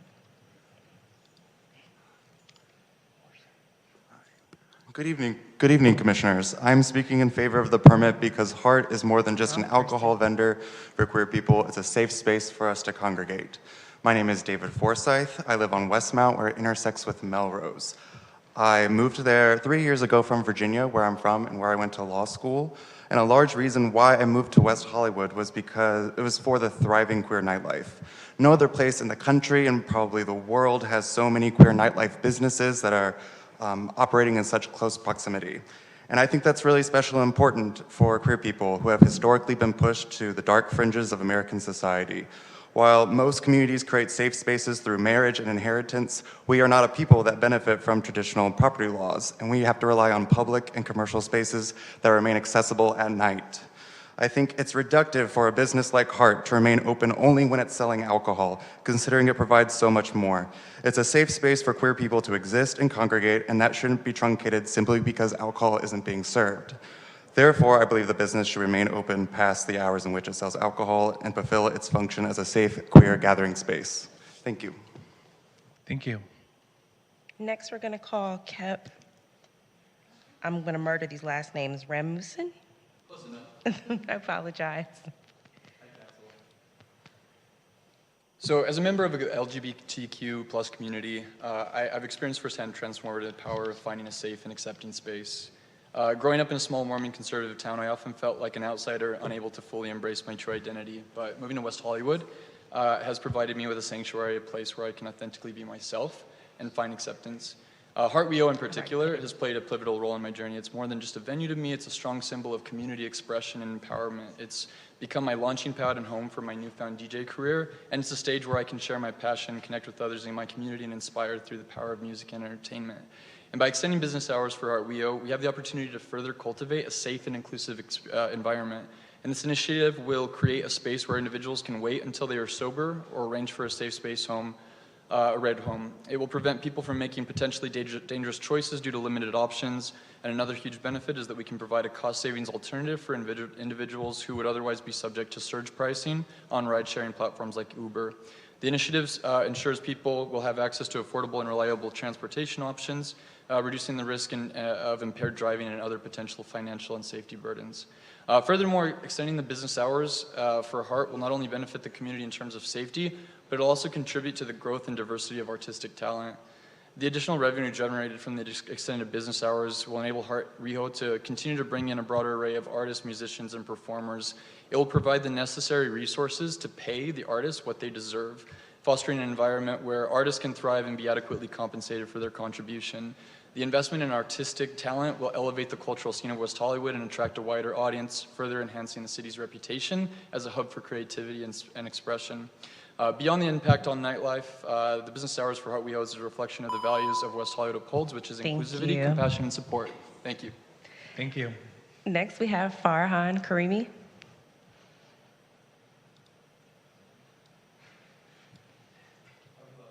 Next, we have Christian Castro. Going once.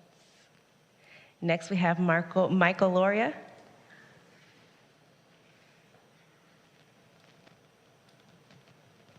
I'll keep this short and sweet. I think these people the previous people made some really good comments. My name is Michael Loria. I've lived in the city of West Hollywood for about 4 years. I actually am in favor of this extended hours. I lived on Cynthia Street for about 3 years, and I do think one of the things that this extended hours will provide is obviously some better sanitation. People do tend to walk up the streets, and they do tend to use the bathrooms constantly. Living on that street, there was constantly people, after the bars, they'd congregate, they'd try to find after parties. So I think this provides a space where they could actually safely, sober up, wait for Ubers, so the surge charge is no longer there. And obviously, I want you to consider this highly. I mean, Heart has done so much in such a short amount of time. They've done so much, not only for LGBT community, but also for the straight community.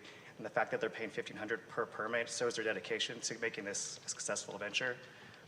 So that's it. Thank you. Next, we have Armando River.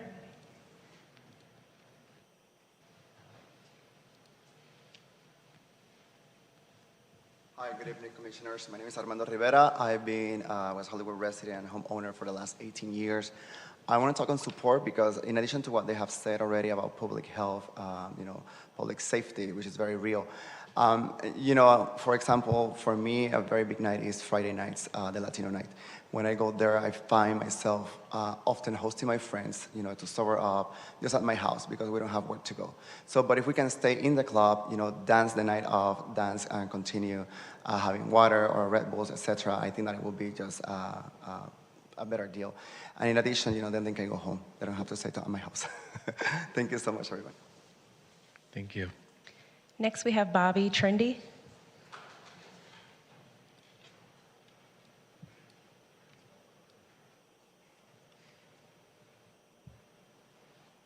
Hello, everyone. My name is Bobby Trendy. I have lived here since 1991, specifically the Norma Triangle. I've seen the city have many changes, and they're all good changes.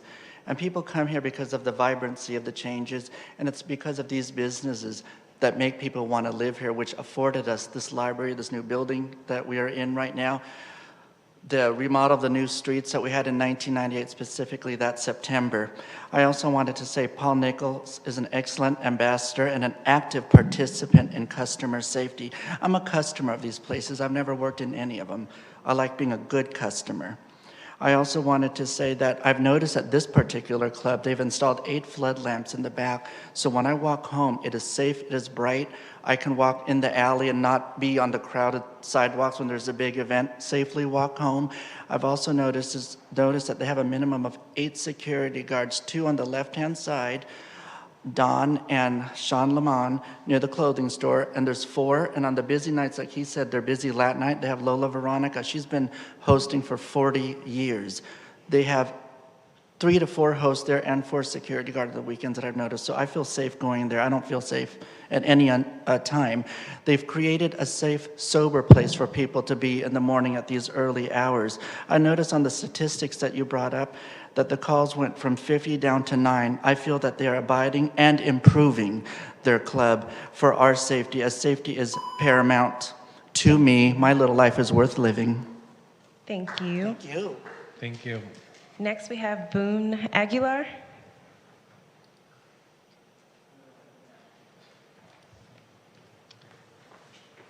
Hello, my name is Boone Aguilar. I am a resident of West Hollywood. I lived here for about 4 years now.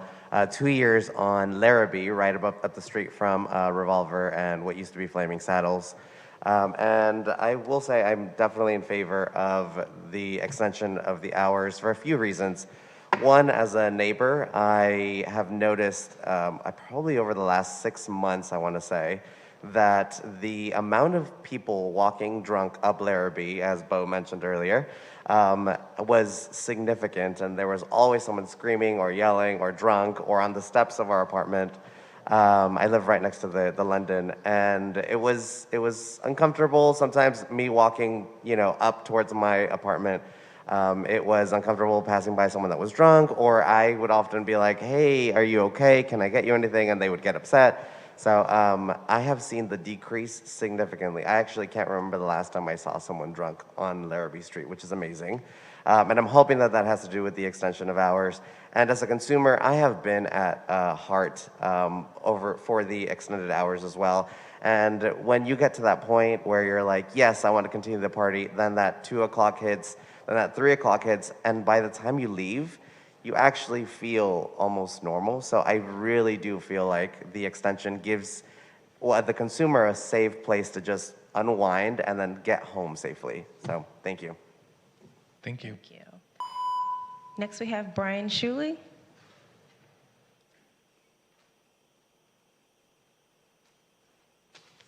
Hi, my name is Brian Shuley. I live on Larrabee as well. Actually, Boone's resident manager for that building. As he said, it is true, there was a lot of problems with people being drunk on the street or what have you, but in the most recent months, it has actually declined quite a bit during the immediately after 2 hour, and I haven't noticed really anything all that much like we used to have. I have to go out and clean up a lot of stuff after many of the events, but it hasn't been as bad lately. As far as the whole permit thing that they're being required to do, I just don't see how that's fair to any one business that is of like kind, like size, and like operation within the city, a block apart from each other, telling one that you can pay once a year and another one you have to pay every single time. I just don't think that's fair or right. And West Hollywood is kind of the city, a beacon of equality, as I have come to respect and expect as well. From a personal note, I have worked in bars in other cities that have had similar hours, and we actually had no more problems because we maintained a presence in the neighborhood around the property, kept an eye out for things going on the street, and also maintained good communication with the police. I'm sure they would do that as well. I actually took the time to ask them, and Thank you. Next, we have Genevieve Morrow. Thank you, Madam Clerk, and good evening, Commissioners, Mr. Chairman, Genevieve Morrow, President and CEO of the West Hollywood Chamber of Commerce, and I want to thank staff as well, and congratulations on all the swearing in, but I want to really congratulate you, Commissioner Cockrum, for your new position here. We understand why this creates a concern and a panic in the community, and I think it's because 4 a.m. is always misunderstood. And I want to sort of take a step back and kind of look at this, and I've said this before to flip it on its head. This is not creating more sheriffs. This is not creating more problems. This is creating a safer environment, a safer environment. And I'd like to ask ourselves, why is it that there really is? I did check with code because I wasn't sure if when Paul said there were no noise complaint calls, why is it that there are only one noise complaint call in the middle of the daytime for Hart, for that establishment? Only one. And yet all these letters from residents in your packet, okay? But you also have a lot of letters in your packet supporting this that are residents as well, right? And I want to also remind you that we are one of two commercial districts, hubs, in a large cosmopolitan urban area, and yet we're not on par with New York, Chicago, London, or dozens of other places. And the City Council understands the value of our nightlife and the economy that it brings. And that is why they signed on twice to 2 bills for Senator Wiener for 4 a.m. Hart is asking only for time to allow customers to finish consuming, time to complete conversations, time to slow down mass exiting onto the boulevard, time to open rideshare opportunities, time to get sober, time to go in an orderly manner. And sheriffs support this. All cities, like Mr. Seymour said, look at staggering. Thank you. Thank you. Next, we have Milton Gaines.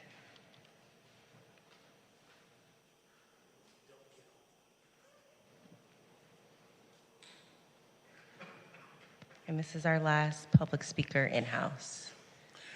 Good evening, commissioners. My name is Milton Gaines. I come to you as the former manager, special projects manager of Circus Disco and Arena Cafe nightclubs in the neighboring city of Los Angeles. And now I also currently serve as the general manager of logistics for Club Poppy. I'm part of the team that puts on that giant Latin night at Hart. From a management perspective, I find that Hart is being not only responsible, but I also feel that they're looking out for a group of people that, unfortunately, in the community, West Hollywood has not always had the best reputation for those of us of color. And as an over 50-year-old man of color, I find that Hart is being extraordinarily responsible to everyone's needs, making sure that everybody gets home safe. Also, those of us who are people of color also are marginalized because of our finances and having to put up with surge pricing with the ride sharing. Having a place to stay that's safe, secure, and yes, fun, gives us an opportunity to keep West Hollywood in the upper echelons of our respect, and also bringing our friends and family to enjoy what West Hollywood has to offer. And I urge you to support their application and approve it unanimously. Thank you. Thank you. Okay, at this time, would the applicant like to make any final comments? Chair, if I might interrupt, we have a caller on Zoom, so they unmuted themselves.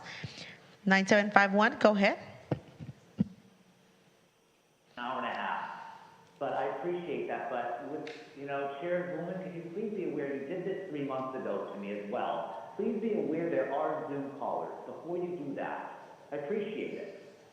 My name is Jamie Francis Wendell, resident of 12 years in West Hollywood, live south of Sunset Strip on Havenhurst. I just wanted to let you know that I lived here and I've seen the club environment change. Before there were no cover charges, now they do. Now you have to buy packages to attend multi-events. I actually like what Paul Nichols does or did for events, but now you have to, pay for this to go downtown, and then you have to go to Hyde Pub and pay extra in advance, and they sell out. Also, what about VIP events? If you have seen, everything's a VIP event. Everything is this, everything is that. You have to have notoriety, and I just don't like that. Majority of us are just trying to enjoy an establishment, and now you have to get on a list, or you have to know someone, or you have to have some kind of influence. And I don't like that, because this has become the era of influencer, that they get overshadowed. And we'll be talking about, I'm going to be talking about the next agenda item.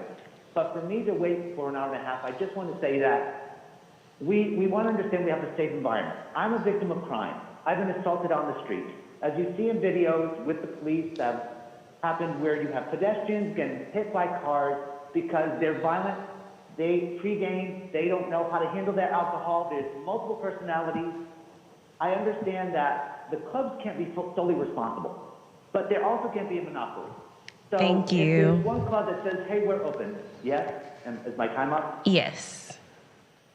Okay, I just wanted to just have one other segment. If one club is open and another says we want to be open, hopefully these other clubs will say, well, now we want to be open. There has to be some congruity. There has to be some kind of understanding that there should be assaults, there should be more extreme policing, and furthermore, if they're going to be open, at least make it accessible and let there not be assaults or aggressive behavior, and at least have cameras. Thank you very much. All right, are there any other speakers that I've missed? No, Chair. Okay, thank you. I apologize for missing you, Zoom caller. Okay, at this time, would the applicant like to make any final comments? You'll have 3 minutes.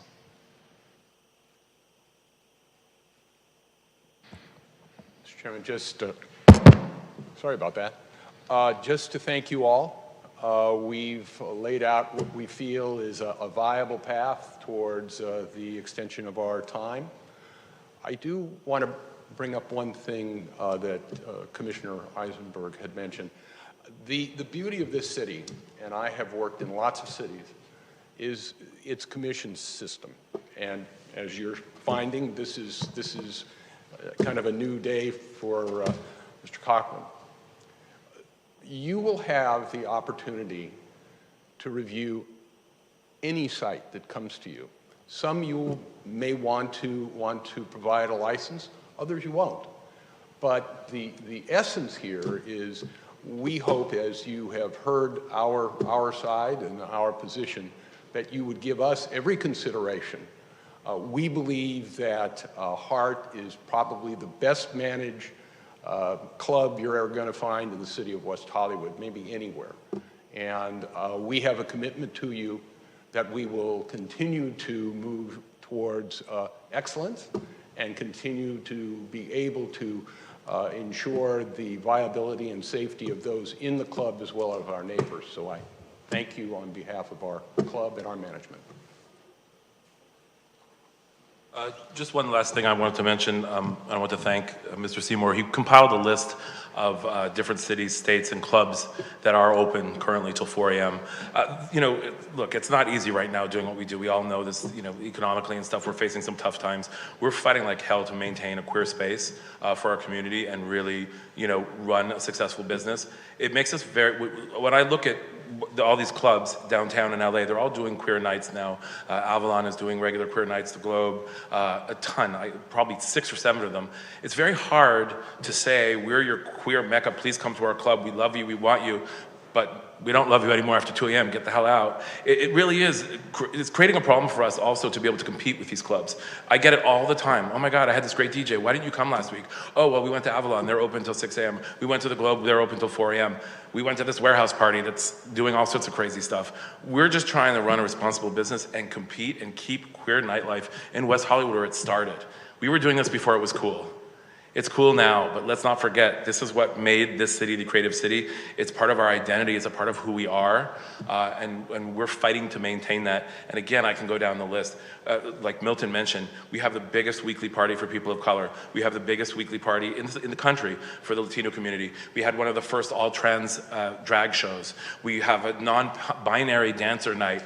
We have Cherry Bomb, which just kicked off Pride. We really want to be the heart of West Hollywood. That's why we called it Heart. It means a lot. It is our heart, and we beat for the city and allow us to keep that heart beating. Thank you so much. Thank you. Okay, at this time, this is our last chance if we have any questions for anyone. Does any commissioners have any final questions before we close the public hearing? Okay, Commissioner Yusupov. Staff, yeah.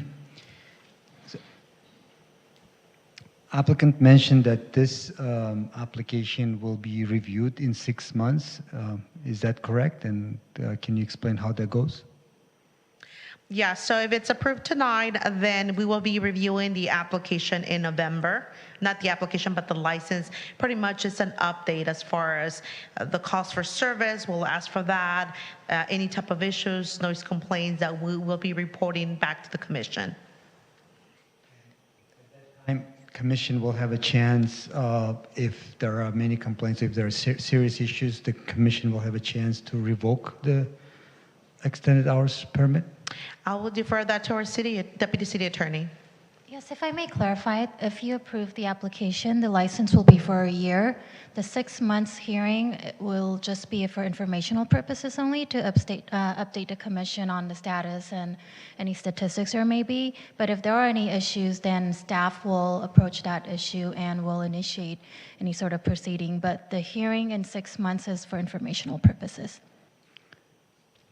So, in what scenario the permit can be revoked?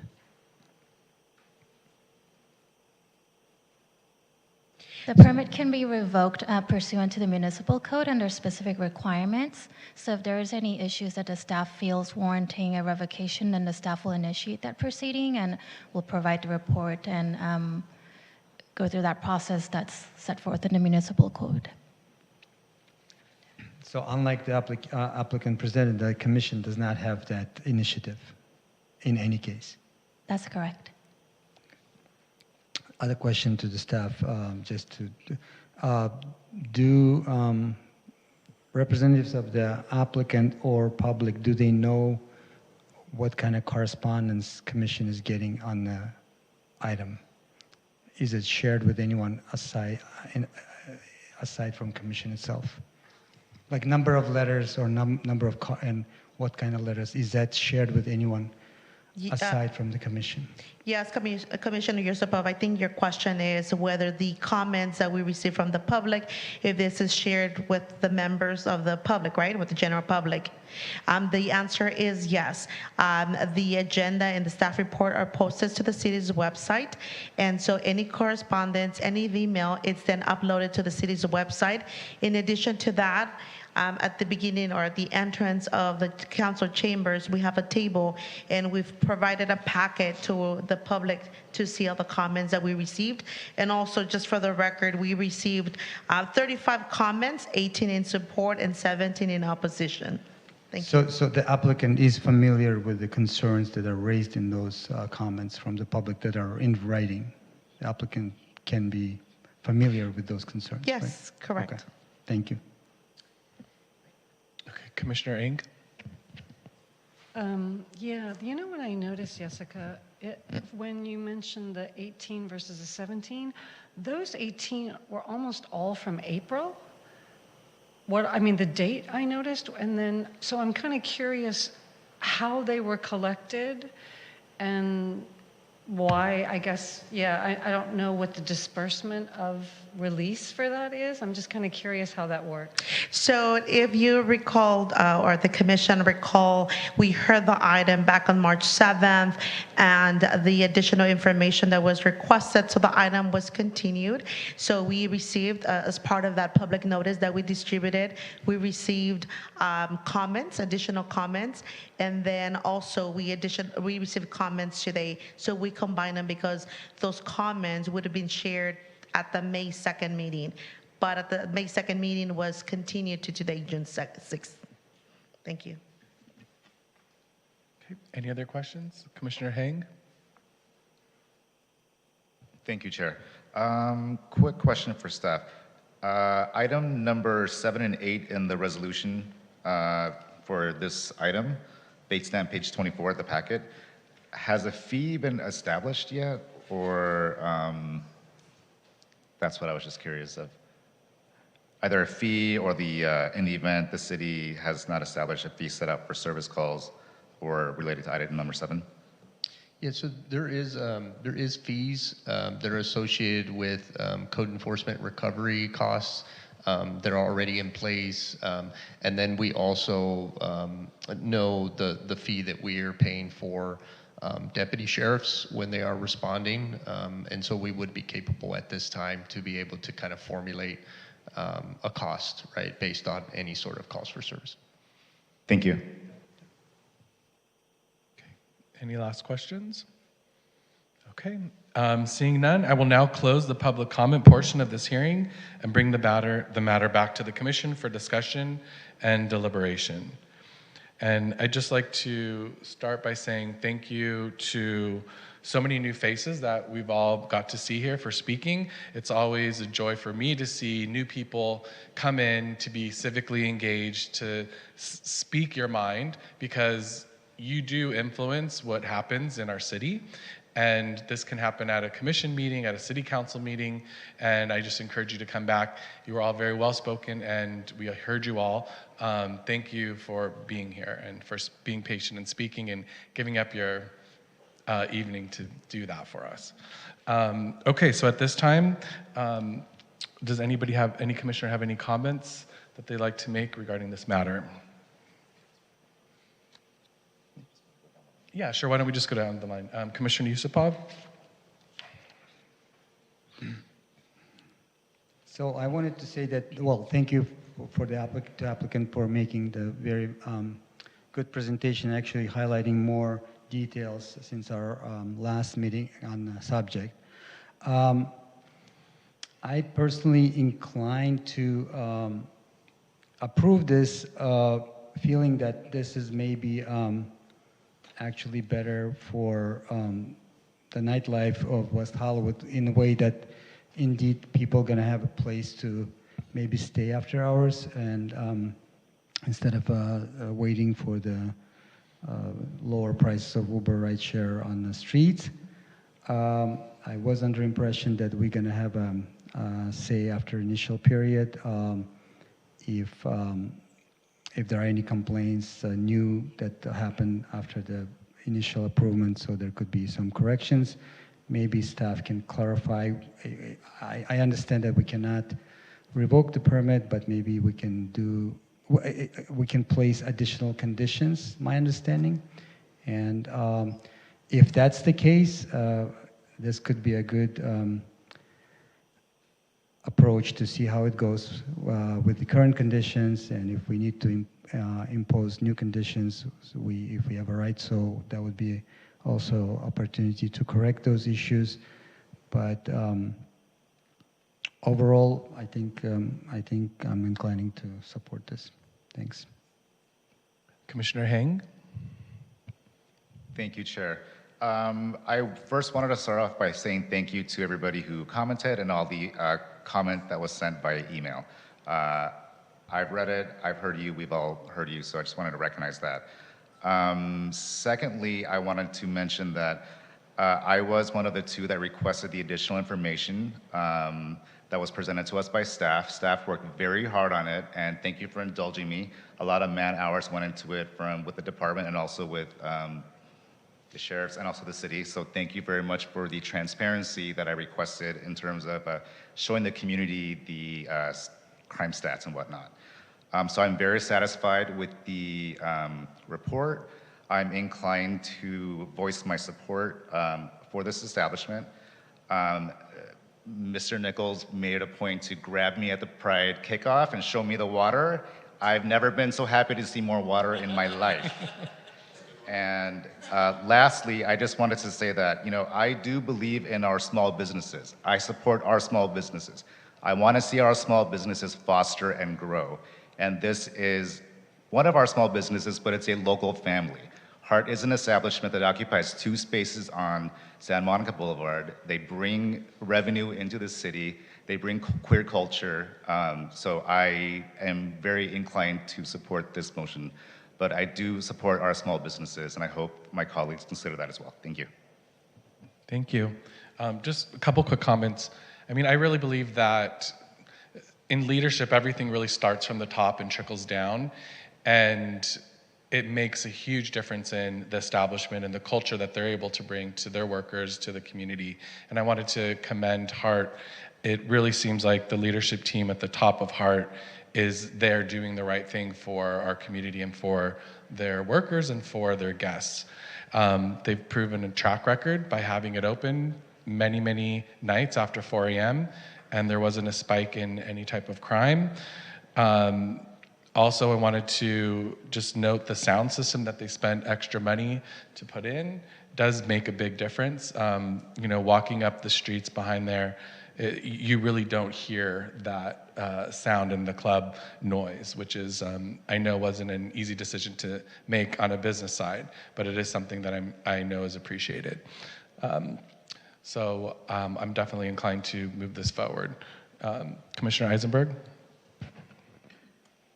I also want to thank everybody for coming and speaking out, and I would like to thank Mr. Seymour and Mr. Nichols for your excellent presentation. I must say that initially I had a lot of concerns about any business staying open till 4 in the morning. I was concerned about the support we would get from our sheriff's department and in general. But I have to say I was persuaded by Mr. Nichols' presentation and clearly his commitment to being very responsive to the community. With Mr. Hang's comments on the water, he told me about how you acted on that right away. I would hope if there are any other problems from the community, you would be responsive, but the impression I get from you is that you've gone above and beyond, which is very encouraging. So I would also be inclined to support this. Commissioner Ng. Yeah, so first thing I'll say is when Commissioner Yusupov, you asked the city about what could happen in a year, they all shook their heads, just so you know. And I guess that's something that Excuse we can me. address later Can I on. ask you to speak into the mic, please? Yeah. Thank you. And then I will say, Paul, if I can call you Paul, not Mr. Nichols. You know, I'll agree with everything that everyone else said. Something that I'll state is that something that I've appreciated that I've heard you do both times is speak about the community and your place in the community. And I think after having been on this commission for a few months now, I don't think that that's something totally common. And so I commend that and I appreciate that because I think it really shows that you want to be a part of the community, not just in it and making money from it, but a part of it. And that's something that I'll state that I appreciate. Thank you. Commissioner Cochran. Thank you, Chair Boulin. Thank you, everyone, for coming out and speaking tonight, and everyone who wrote in. Thank you, Paul and Mr. Seymour, for your presentation. It was great. I feel that you answered all of our questions really well, came prepared, and have a good plan set in place for if your hours are to be extended until 4. And I think most people know this about me, that this is my first day on a commission, but supporting businesses, especially small, local businesses, was one of the most important things to me. And the safety part on top of that is just kind of like an added bonus. And then something I hadn't even thought of was the bathrooms. And then someone mentioned that. And yeah, that's certainly something that helps keep the city clean and that a lot of people want after having drinks at 2 a.m. So I am certainly inclined to support this motion. Great. Well, do we have anyone who'd like to make a motion? Chair Boland? Yes. Over here. If I can just speak to what Commissioner Ng and Commissioner Yusupov have asked regarding the 6-month check-in. So that's exactly what it is. It is a check-in. It is an update for informational purposes. It does not, however, provide the commission with the ability to add additional conditions at that time. That would be something that would have to wait until the 1-year renewal process, but it at least gives a snapshot, right, and of the first 6 months in terms of how the business is operating. So what the staff plans on doing is bringing back an item based off of the statistics that you had all requested that are reflected in this staff report, so mirroring that so that you would be able to continue to follow what that looks like, right? And so we'll certainly have that, and we'll also include the comparison. So what you're seeing this evening, obviously, but with an expanded timeline, if that makes sense, so that you can truly continue to see and kind of gauge from a performance metric what that data looks like. Can we now, sorry. Go ahead. Go ahead, Commissioner Ng, and Okay, then we'll can get back we over here. then now specify or ask to be notified when that year happens, just so that we're aware? And if we had any feedback or, or suggestions, that we'd be able to make them at that time? Sure. So when we come back in 6 months, then that will obviously give you an opportunity in the rest of the commission to see kind of where we're at. I mean, the intent is not to continue to provide the commission with 6-month updates, but when we come back in 6 months, you all will be able to review that data and information, and then if it's the will of the commission at that point to return 6 months from that date, then that would meet the 1-year commissioning. Okay, any other questions? Yes, Commissioner Yusupov, then Commissioner Heng. I have a question to staff. So this permit goes with the business, but it doesn't go with the real estate property there. So if there is a new business years down the road, that permit doesn't apply to the new business. It only applies to this current applicant business, correct? That is correct. Yeah, the license, it wouldn't be considered a permit, but it would be a license would stick with the business itself. So if the business closed and you had a new owner, they would have to go through the same level of process that they're going through now. Thank you. Sure. Commissioner Heng. Thank you, Chair. So just so I'm clear, we'll check back in 6 months, and if there are any findings or any issues, then the establishment has another 6 months, because they'll have the report, right? And then they'll be able to correct any mistakes that there happens to be in there. So there's plenty of time to make corrections if there are something that's found later on. Absolutely, Commissioner Heng. And then just know, I know we keep referencing the 6 months because that's what we built into the conditions that are before you this evening, but just know that if things, for whatever reason, go terrible and we're experiencing just a number of issues, just know that staff does not have to wait until 6 months. Staff always has the capability, no differently on any of the extended hours and any of our business licenses, actually to bring forth an item for consideration before the commission, whether that means adding additional conditions, whether it means suspension, whether it means revocation. Thank you. Sure. Okay.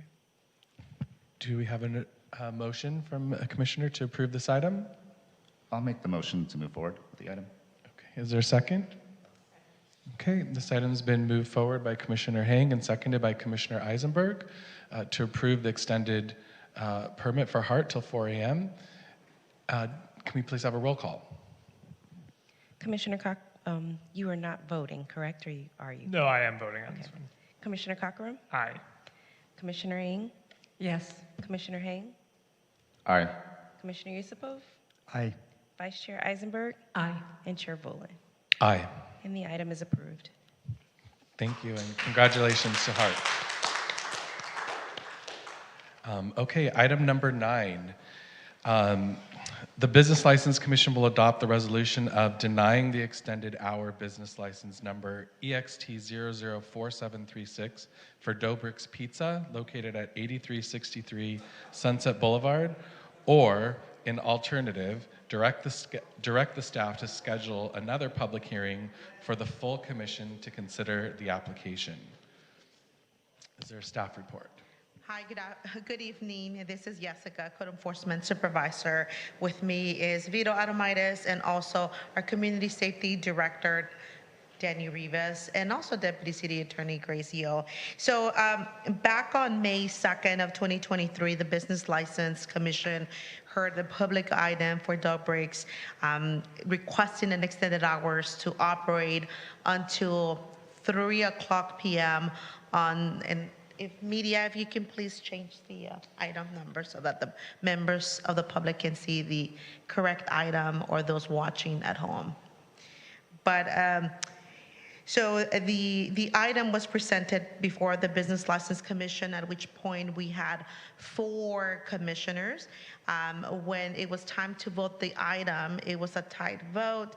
And so because of that, now we're bringing back the motion, the resolution of denial, or if the commission wishes, we can bring back the item at the next meeting to reconsider the application of dub breaks. Got it. Okay, so is that clear on kind of where we're at? Feel free to ask questions if anyone has them to the staff. Are we having a vote, or is this, I'm not quite sure. So we have the opportunity to make a motion to bring this back to a public hearing. So this isn't, we're not approving anything tonight, we're just bringing back another public hearing. Or we can vote to make a motion to continue just to deny it like it was voted on last month. And at that time, would they do a different presentation or a separate presentation? At that point, if the commission wishes to reconsider the application, we'll bring it back and we'll be presenting to the commission what the criteria, what they're offering, and of course, we will distribute another public notice to the constituents and the neighbors within 500 radius. And they will also have an opportunity to make a presentation? The applicant, yes. As a matter of fact, they're present and they would like to address the commission. So I don't know if this would be the proper time to call the applicant. They just want to say a few words. I think that's fine. So if we were to approve bringing them back, it would be another public hearing. So they would speak again. The public would also have a chance to speak, and then we can decide. So yeah, if they'd like to speak at this time, I think that would be fine. If we can call Matthew Mello, the applicant. I'm sorry, before, do we have the correct item? I know we have the Zoom feature on right now, but correct me if I'm wrong. I just want to make sure on Granicus, and if we can switch over back to what's reflected on there. Yes, great. Thank you so much. Thank you. And just to clarify, the two options, if the commissioners would like to vote to deny the application, only the 4 commissioners that were present at the prior hearing would be voting. But if the commission wants to vote to bring back the item, then the full commissioners could vote, except Commissioner Cochran would have to recuse himself as he made a public comment on the issue last time. Got it. The issue of approving the application is not on the table and not an option today. Okay. All right, go ahead, please. All right, thank you. Good evening. My name is Matthew Mello. I am the agent representing the applicant. And I'm very grateful to be here before you again and really appreciate this rare opportunity to potentially be reconsidered next month. We do respectfully request adoption of the alternative resolution to bring us back in July and have another meeting with full consideration. It's our contention that because it was a tie, there were just as many commissioners who supported us as who didn't, so there should be another opportunity to represent our case. We do stand by the merits of the request as supported by the staff report and the city recommendation. We do believe it's a boon to public safety, and that the fact that they don't serve alcohol and are simply selling food does provide another, not to piggyback too much off the prior presentation, but it creates another safe space for decompression, for sobering up, gives people a place to go after a night of revelry to kind of decompress. This is not a legacy business in West Hollywood. It's a new establishment, new business operators trying very hard to make their place in the city on a street with a lot of history and a lot of business. They do meet all the statutory requirements of the municipal code for an extended hours license, and they do acknowledge some of the past complaints and issues that were brought to their attention prior to the last meeting, and have been proactive in addressing those concerns and those issues that do fall under their purview and that they do have control over, particularly as it pertains to parking, litter, noise, etc. And having another month to come back would then give them more time to get better and to be better neighbors and to improve and to continue having an open line of communication with residents, with patrons, with commissioners, with city staff, and with anyone who is interested and has a stake in how this business is being run. Incidentally, the owner is present, the business owner is present, and will be present at all future appearances, if applicable. And we do believe that having us come back in July would be mutually beneficial for all parties involved, the city, the applicant, the community. We took everything that was said by the commission very seriously. We took everything that was said in public comment very seriously. And, they obviously didn't want it to go the way that it did, but they know that they can actually take action and do something about it. And create a more favorable environment and a more favorable business operation, you know, to kind of make it an easier decision for you all to decide whether to give this extended hours license or not. And we respect why it was such a contentious, obviously very close vote last time, and we would like to do better. And the applicant is here if you would like to hear from him if he has an opportunity. So thank you. Thank you.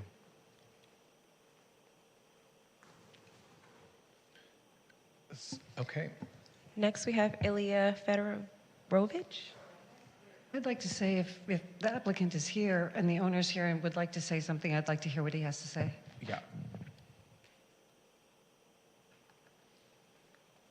Hello, my name is Ilya Fedorovich. I am one of the founders of Dobrik's Pizza, and thank you very much for taking the time today. I know that the previous time that we had here back in May was not the best. You know, I don't think we came prepared.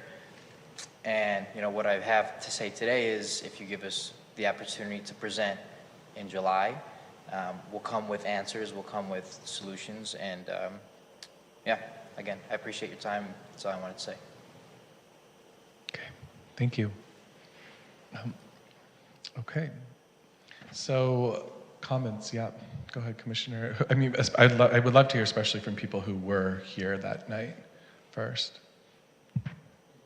I'm fine with bringing it back in a month and giving them another opportunity to present.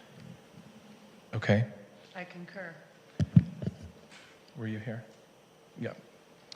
I'm inclined to bring it back. I want to support our local businesses and see them grow. I voiced my concerns with what happened at the last meeting. You know, just be friendly with your neighbors and do the best that you can. That way you can grow and be an even bigger business. I'm just basically repeating what I said last month. But I hope you guys do understand the concerns that a lot of my colleagues up here and I had too. Thank you. Commissioner Yusupov or Commissioner Cochran, any comments? Yeah, I'd like to also hear them out next time, so I would incline to support the motion to bring him back. And I think if they can come prepared and especially given the feedback from the first meeting, then we can have a more informed presentation, and that will allow the commission to make an informed decision.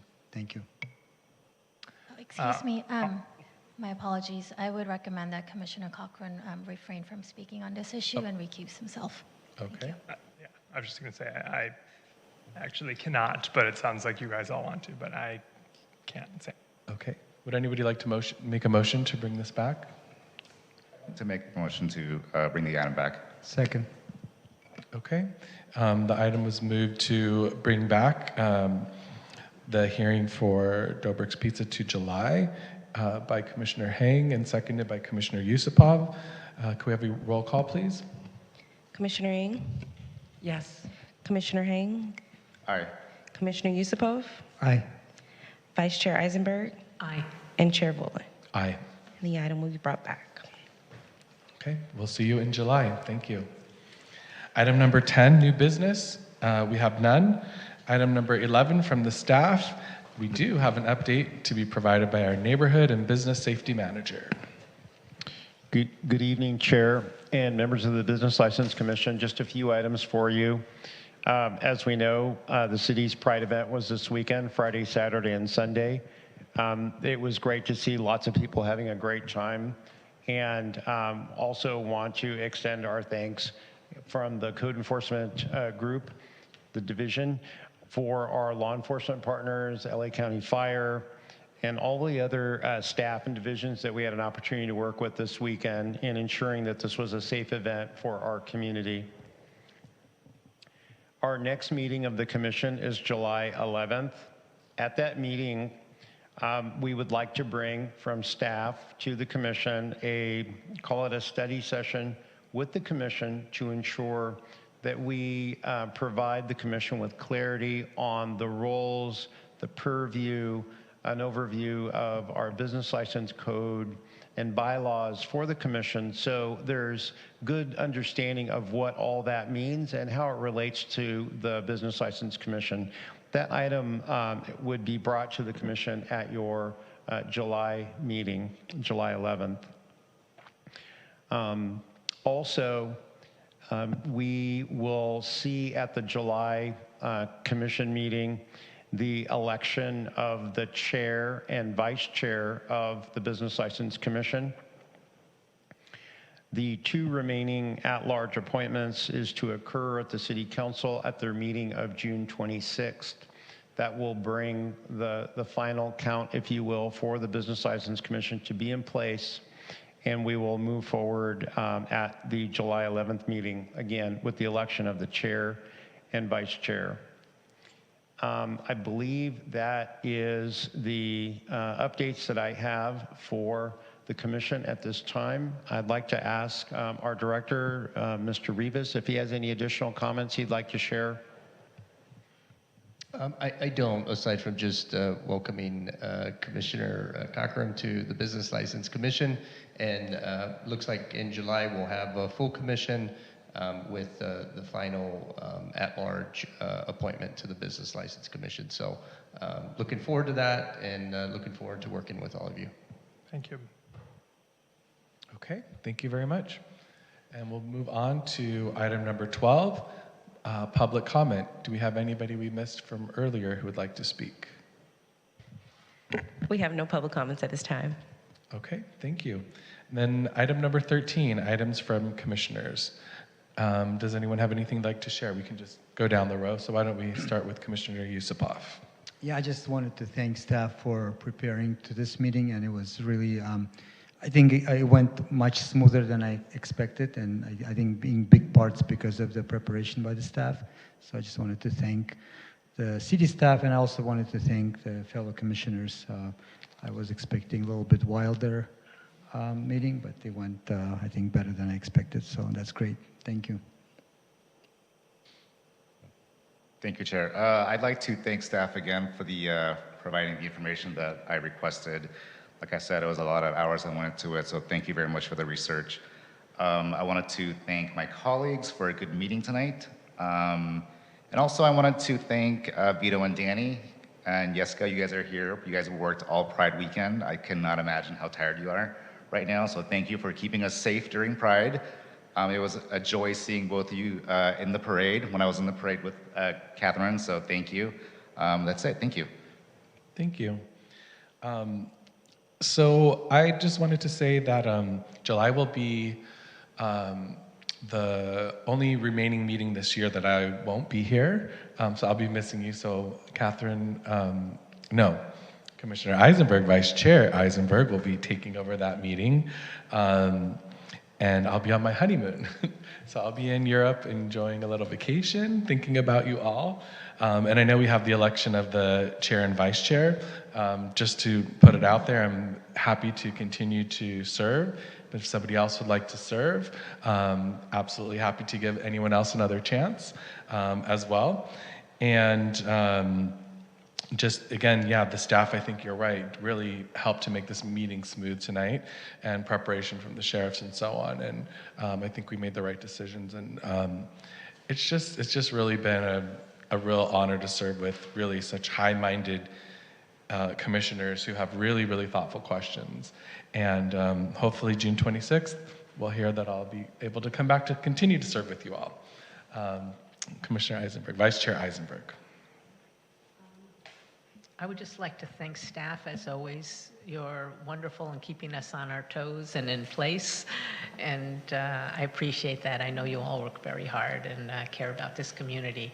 I would also like to welcome Commissioner Cochran to the commission. He's going to be an invaluable asset to us, and I would like to wish you a wonderful honeymoon. Thank you. And I'd just like to thank all of my fellow commissioners just for being a good commission. Thank you. Okay, so I have to say thank you because everybody else did. But what I really want to make a comment about is Pride. I have lived or owned in this city for almost 25 years, and it was my first parade. As Commissioner Hang knows, I had a few reservations about safety. He was very reassuring to me, and so first and foremost, I want to thank staff. I want to thank city government. I want to thank WeHo sheriffs in particular, because I'm sometimes critical of them, but I want to acknowledge that I felt 100% safe during the entire parade and festival, which I'm very grateful for.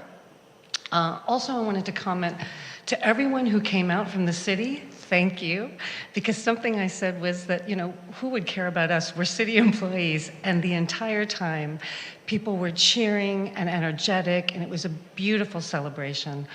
And I also think that it's really worth mentioning that I am proud and thrilled and really grateful to live in a city that is a sanctuary for trans people, that is something we sort of take for granted. You know, I was able to party because we are a safe city, and not every place in America we can say that about at this time. So I think it's really important to acknowledge why we celebrate Pride at all. And I would invite everyone to remember that and to be inclusive and accepting. And happy Pride Month, everyone. Thank you. Thank you so much, everyone. Thank you to staff. Thank you to my fellow commissioners. It's so nice to be up here and serving with you. It truly is an honor. You probably heard my story a million times when I was running for council, but when I moved to LA, I didn't even know West Hollywood was its own city. I just ended up finding an apartment in the middle of the map, and that turned out to be in West Hollywood, and I haven't left since, and I've just fallen in love with this town, and it's such an honor and a privilege to be able to serve you. And so that's what I am going to do and hope to do to the best of my ability. I guess since this is being recorded, not that there's anyone in the audience right now, but if you have any questions or need to reach me for any reason at all, you can always get me at commissioner.cockrum@gmail.com. I think my council website is still up, which also has my email and my phone number on there. So please reach out if you have any concerns. I think that's it. Thank you again so much, and I look forward to serving with you all. Thank you, and welcome. All right, moving on to item number 14, adjournment. The West Hollywood Business License Commission will adjourn to its next regular meeting, which will be on Tuesday, July 11th, 2023 at 6 p.m. at West Hollywood Public Meeting Room, Council Chambers, 625 North San Vicente Boulevard, West Hollywood, California, 90069.